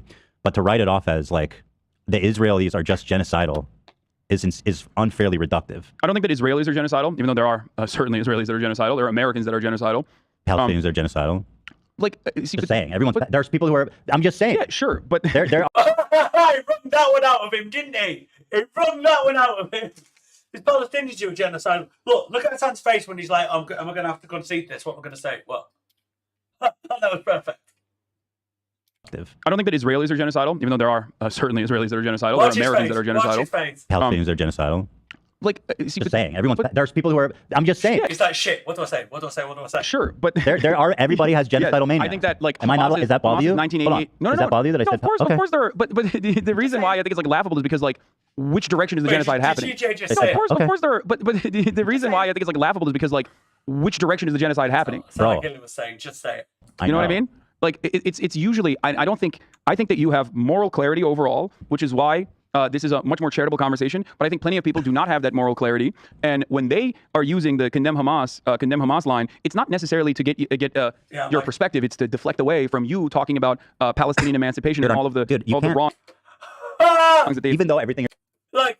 He literally, all he's been doing is deflecting. It's like, it's actually to deflect away from talking about, you mean what you're doing, what you've done the whole fucking time, Hasan. What you've done the entire time, throughout this entire stream. What he has done is deflect constantly every time Ethan just goes, okay, but you understand that it was bad what was going on. Do you understand why Israelis might feel the way that they do? Like, even then when... Hasan's like, yeah, there are Israelis who are genocidal, that's Americans who are genocidal. And then he had to really wring, and there are Palestinians who are genocidal out of him. And even then it looked like he was going, yeah, I mean, the 1988 Hamas Charter was probably bad. You know what I mean? Like, he won't say it. And all he does is deflect. And then now it's like, well, And a lot of this is just done to deflect from talking about Israel's crime. Come on. You're saying is right. Yeah. To diminish this idea that there are Palestinians, terrorists mostly, I'm not saying all Palestinians, I don't think most Palestinians even support Hamas, that saying that Palestinians who want genocide of Jews isn't relevant because, again, it affects the Israeli paranoia, it affects the Jewish paranoia, the paranoia psyche, the Israeli psyche. So like, even though it's absurd, you say that's silly because the Israelis are doing the genocide, still fucking feeds into the pathology of what it means to be an Israeli. Yeah. I understand where you're coming from, but ultimately, getting swept away in demanding condemnations over and over again is entirely unproductive and also not reflective of the reality of the American population's attitudes towards the defense of Israel and I don't think that's a fair occupation. I don't think that's a fair assessment of what I'm asking. Okay. Well, maybe I'm misunderstanding what you're saying. No, you're saying. But like, there is the expectation of constant condemnation of the Palestinians against Hamas is not what I'm advocating for. He's advocating for Hasan to condemn Hamas, to condemn the people who are supporting Hamas online.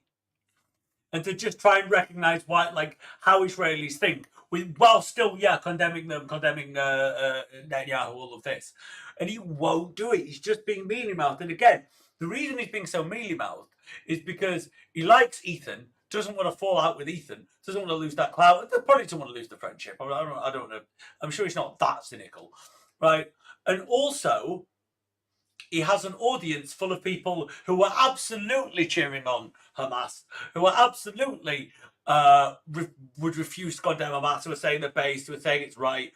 And so he's trying to play both sides. He's trying to placate Ethan without upsetting his audience of people who are all the sort of people who would not condemn Hamas. Not all of them, but a lot of them are people who were basically calling it revolution, saying you don't get to tell revolutionaries how oppressed people how they're supposed to run their revolution. Was one of the tweets I saw. You want to be totally clear, because I know people think that about me. If you want to talk about, if right now you want to talk about Palestinian emancipation, whether you are Jewish or whether you are Arab, whether you are Muslim, it does not matter. If you talk about Palestinian emancipation at any point during this endless occupation and senseless brutality, you are immediately met with condemn Hamas. Why do you love Hamas? Why do you want to not support that? That's a different thing. Right? Israel has been committed. Sorry, I'll bring the screen over. Israel has been committing unspeakable war crimes, crimes against humanity, and illegal collective punishment against Palestinians in Gaza for 15 years. This is from the day of the attack. 15 years. Any comment or analysis that doesn't take this fact into consideration today is hollow, immoral, and dehumanizing. So you know what I mean about timing? Any description of what's going on in with the Israeli-Palestinian conflict without taking this into account is all of those things. But this is while the attack's going on that she's saying this. So wait, don't condemn Hamas. You have to understand, you have to justify it, is what she's actually saying.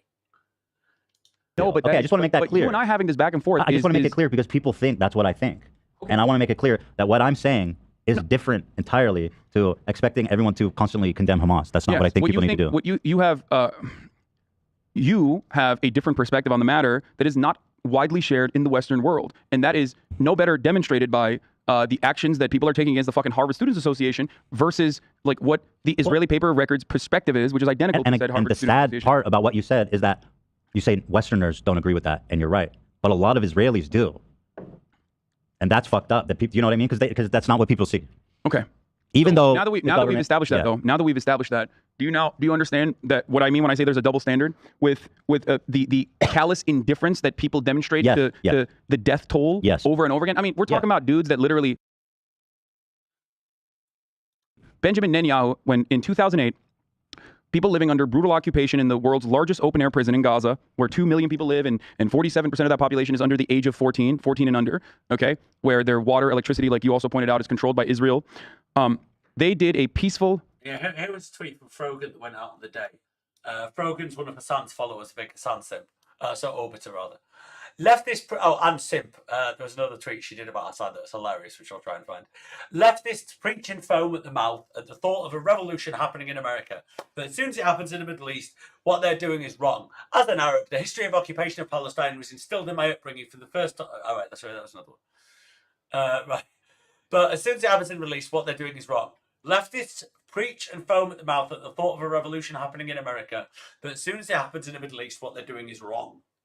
Right? See? So they're literally people in Hasan's audience, like big Hasan orbiters, calling it revolutionary violence, justifying it. And that is why Hasan is being so mealy-mouthed and speaking out both sides of his mouth rather than just condemning. March, a demonstration for a right to return. Thousands of children, babies, and adults alike were ruthlessly shot at by Israeli snipers in that right to return as they walked and demonstrated and walked towards that fence, okay? Walked towards that border fence that traps them inside of Gaza. Thousands. While that was happening, if you had seen, or maybe you weren't paying attention, maybe you didn't see this, the media coverage of the matter was some of the most disgusting I have ever seen. While that was happening, the Trump administration was pushing to further annex Jerusalem and offer it in its entirety and recognize it as Israeli, which is, of course, a major point of contention and has never been allowed by the international authority. Completely unjustifiable, inhumane, immoral. Okay? So on the one hand, the Trump administration alongside... It was just so inflammatory, and it was always like something Israel was going to get. The recognition of West Jerusalem as its capital once it made peace with the Palestinians. And so Trump spunked that leverage all the way just to try and prove some point to the religious right in America.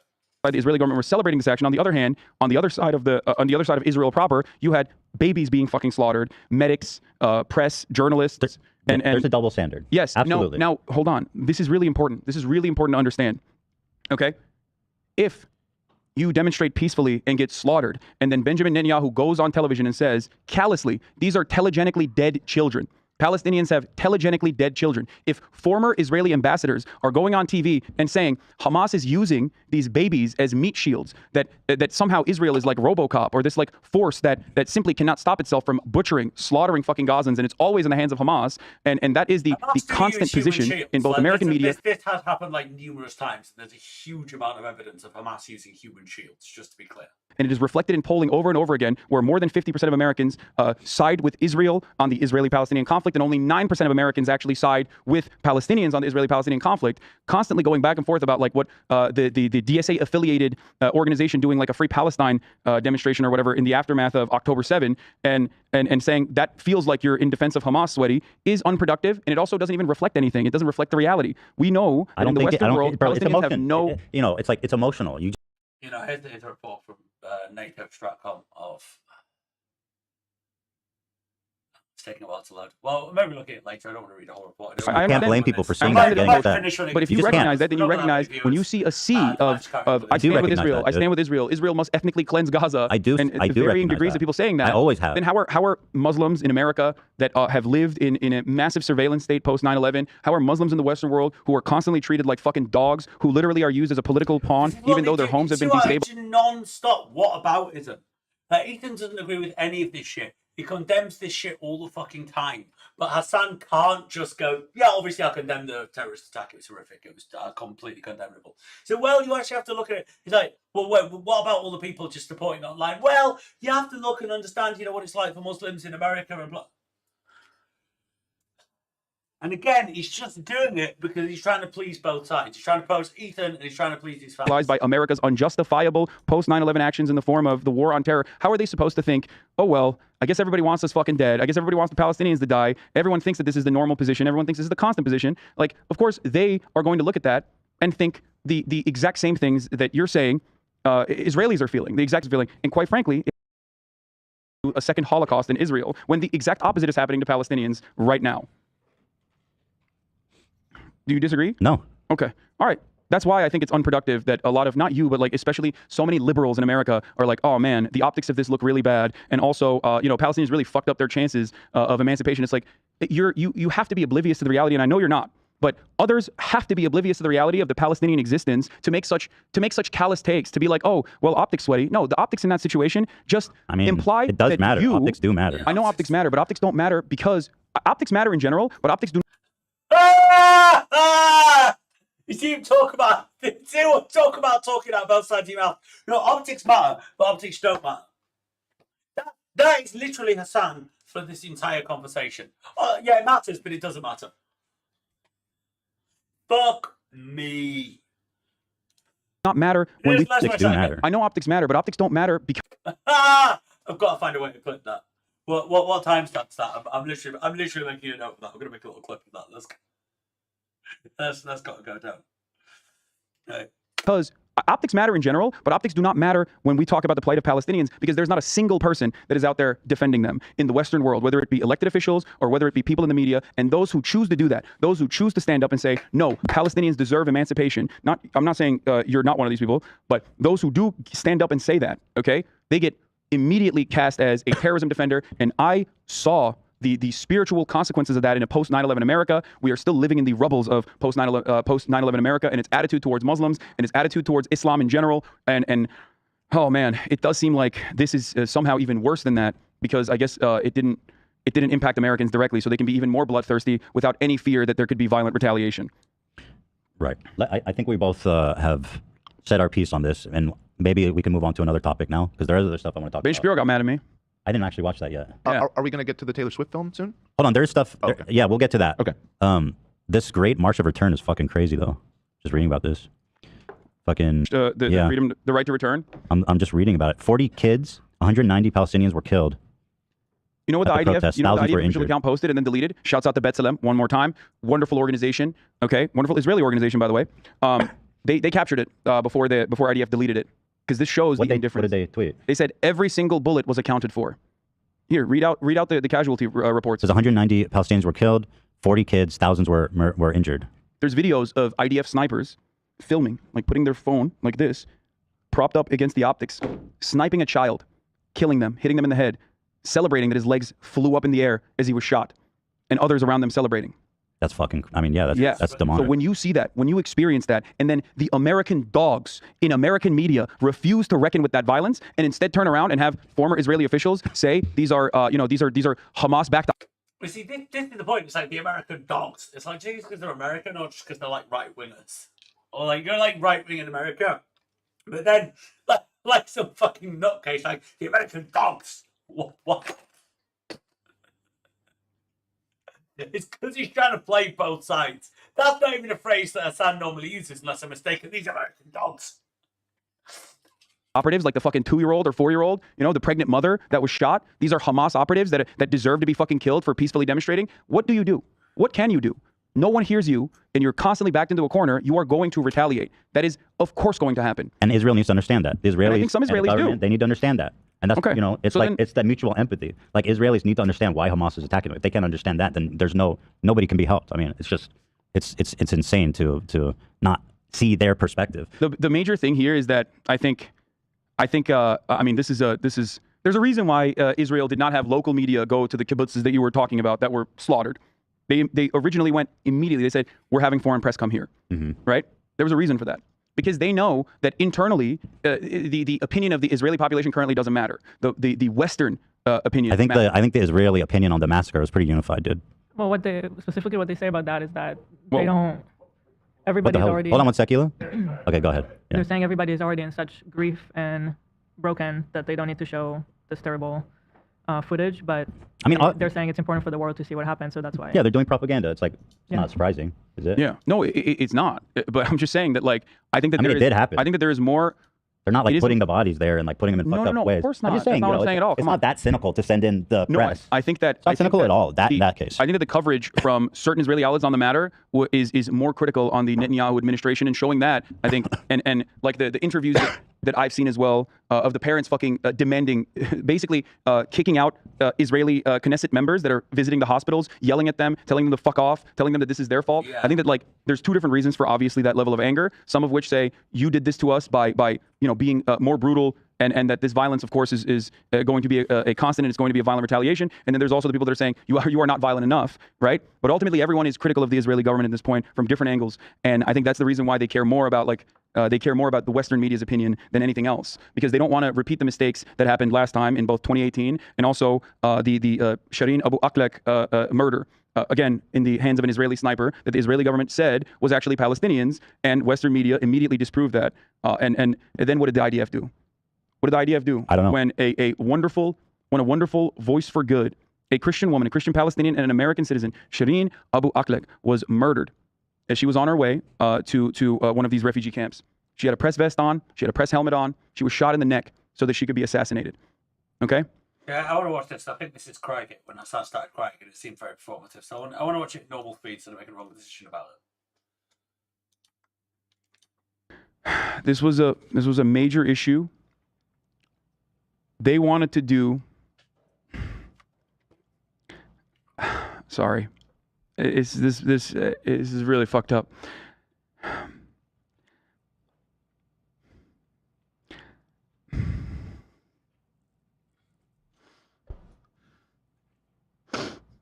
It seems like Hasan should performatively cry. They went to her funeral and beat the shit out of people and ripped the Palestinian flag off of her. Bro, I'm sorry. Like, maybe I'm being a dick, but that looks like the fakest crying. Like, before, Ethan got super, like, upset when he's talking about that Palestinian father with a baby. Whatever. Now it sounds like this woman, and they went to the funeral. And it's like, it's not like real crying. Like, look, this is not real crying, I'm sorry. But also, Ethan was like a new father talking about a guy with a baby over his back. Hasan's talking about something fucked. It is fucked so that he went to a funeral and beat people up. Like, it was fucked. But this is performative crying. He is not really crying. Look at Palestinians can't have a moment of peace in this fucking world. Like, it looks like he's about They to start can't laughing. even mourn the dead. Sorry. You can't even keep a straight The face. So it IDF looks like he's went about in to burst out laughing. and beat the shit out of the Palestinians that were mourning her at her funeral, that were holding her casket, and ripped the Palestinian flag off of her casket. Is he crying? How is that? Shiny. How is that allowed? How can that continue?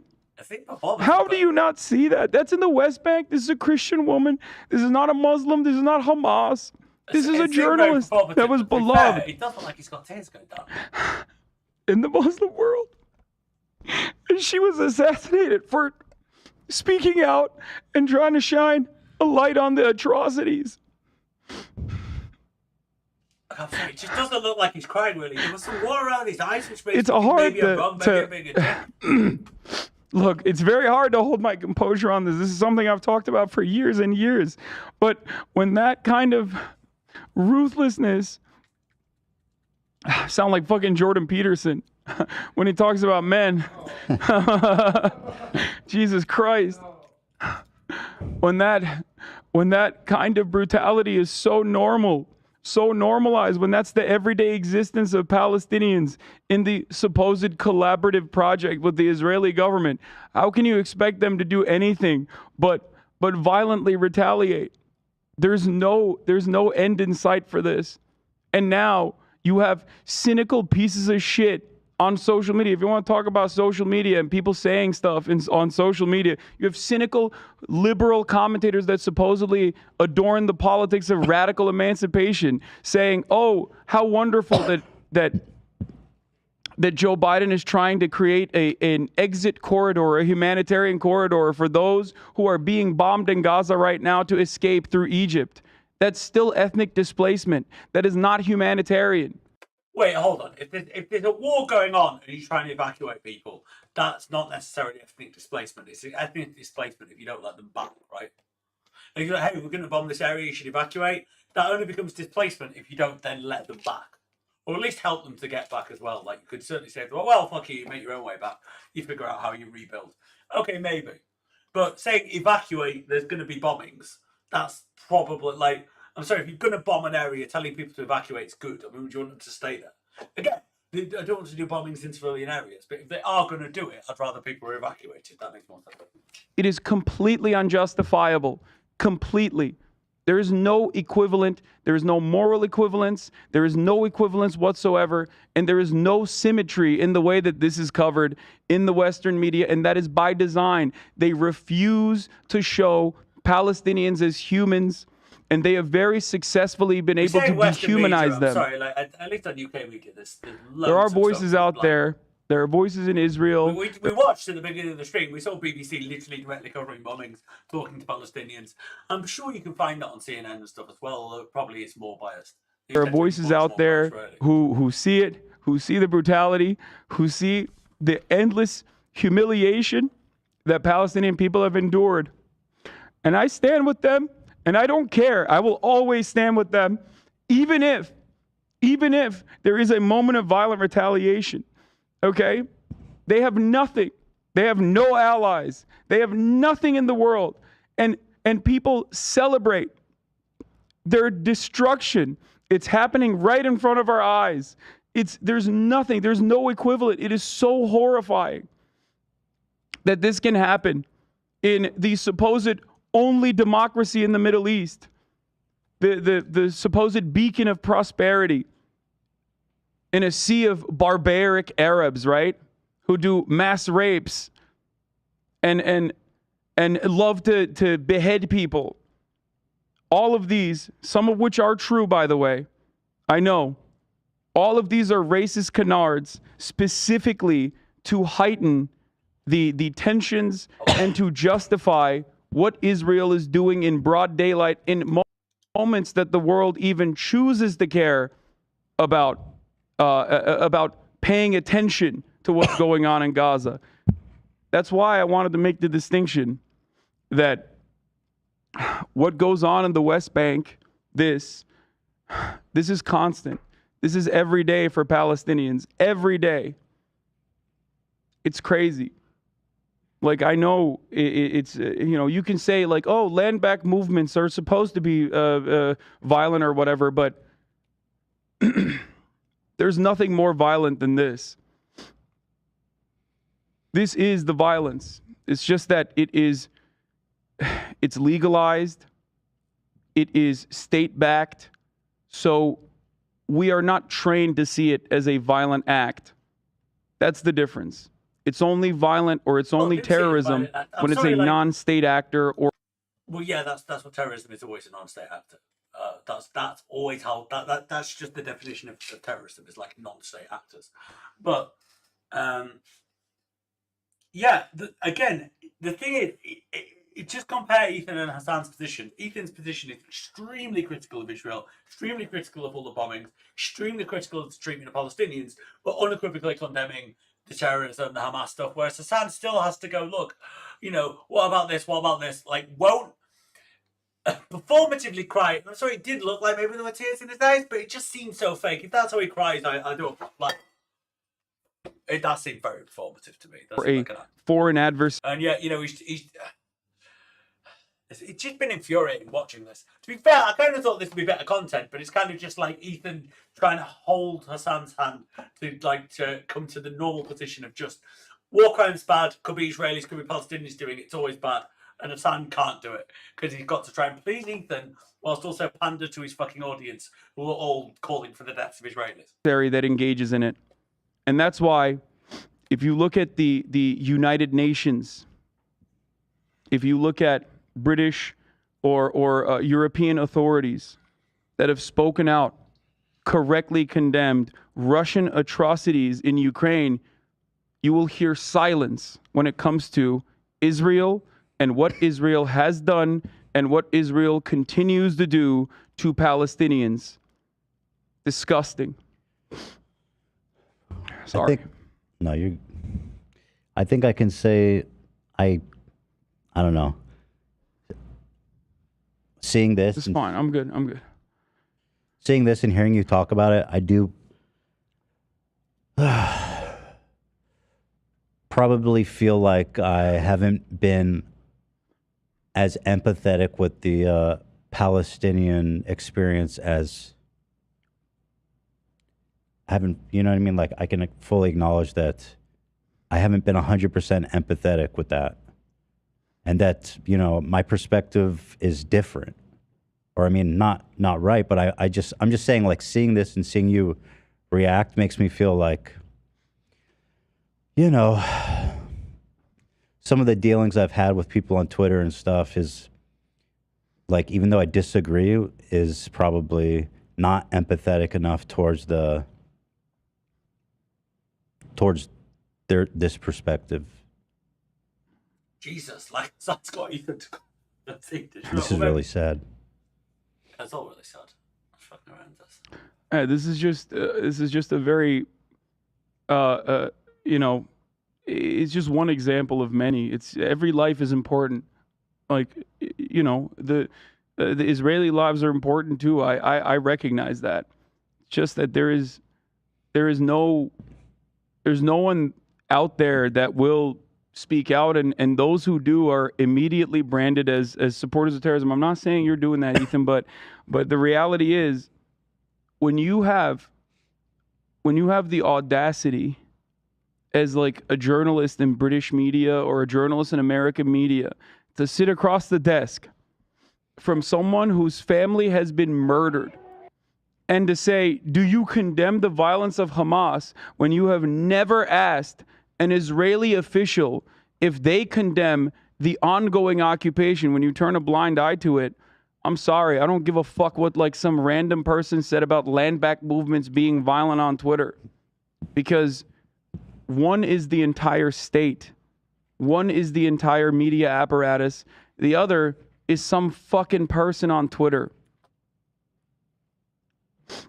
And I don't know what the full scope of their perspective is, but I can tell you, I know the full scope of the perspective of mainstream media and the fucking dogs in America and the fucking violent dogs in all of the European nations, with the exception of Ireland, that have regularly supplied weapons, turned a blind eye to the atrocities, and still to this day cynically and in the most disgusting way declare that any kind of anti-Zionist sentiment, no matter who speaks it, could be Jews, could be Arabs, could be Palestinians, could be Muslims, is anti-Semitism.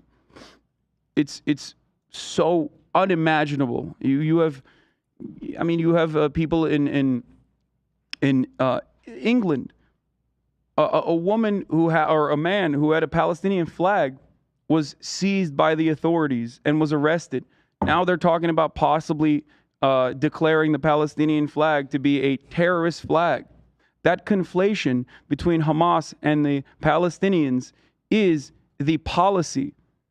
That is the policy that is cynically built up, propped up, and defended over and over again, so that when babies are dying in Gaza, when settlers spit on West Bank Palestinians and kill them and don't get punished, and as a matter of fact, the families of said victims get punished, when they're ruthlessly thrown out of their homes, you can still always turn around and justify it by either turning a blind eye to the atrocities or only covering the atrocities when there is any sort of retaliation from Hamas or from the Palestinian side in general.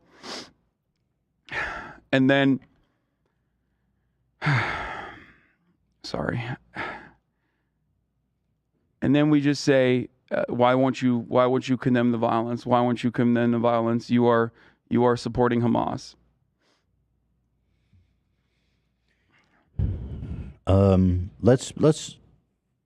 I gotta pee. Okay, I win the argument then.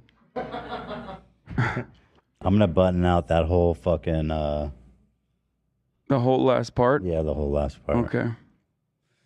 No, I feel like I definitely understand where you're coming from. Like, I mean, I 1000% understand where you're coming from. And I do think I can acknowledge, like I touched on before, that I am capable of being more empathetic with their experience. And I think you are more empathetic by an incredibly wide. He's very sensitive to the Palestinians in a way that Hasan is not to Israel. The Israelis, where you are. And again, yeah, what they're doing to Palestinians is worse, right? But it's just this whole debate. Ethan's repeatedly condemned Israelis. Like, it's even come on more and gone, you know what, maybe I'm not even being condemnatory enough. Maybe I should be even more condemnatory of Israel. And Hasan is just constantly what about and what about it and what about it to avoid actually just giving an unequivocal condemnation of the attacks and the massacre of Israelis. Margin in comparison to the average American, even though they're, of course, and this does not reflect American Jewish people in general. American Jews are at the forefront of demanding the end to the occupation. The Jewish Voice for Peace, if not now, is another organization. There are wonderful friends of mine that are regularly writing about this in very thoughtful ways, and have never ceased their coverage. It's you know, it's so shitty. It's so sad. I don't know what else to say about it. Look, there was another point I wanted to make, but now I'm forgetting it. Let's do this. Let's enjoy this video, and then I'm gonna go pee, and then we'll move on to another topic. Okay. Here, we never got to watch this. This is the mashup of us having a fake conversation with each other. Yeah. 5% of their targets were civilians, okay? Did you not just see that they killed 700 people? But it doesn't matter because they're not a fucking real military. They're disorganized, and of course there were people who did some fucked up ass shit, and civilians died as a consequence of that too. It's war, innocent people die. All right, so let's bring the Iraqis out, Iraqi terrorist groups to your neighborhood, and see if you care. People murder everyone you love. Of course they did that, and that is completely fucked up. There's like a cut while you're talking. They do a really well. I think they do a decent job of like at least interlacing your audio, so it actually does seem like I'm responding. I don't know. It seems so far-fetched, but people are believing in it. I think that was a shit. All right. I don't know how many people watching anyway. Right, I'm going to go. I think that's the end for me. Today, watch this. I'm going to do some more proper coverage tomorrow. I just didn't know where to start because I'd been away last week, and it's like, where do I even start trying to cover this? So, all right. I'll finish for today. That is me done. Stream manager.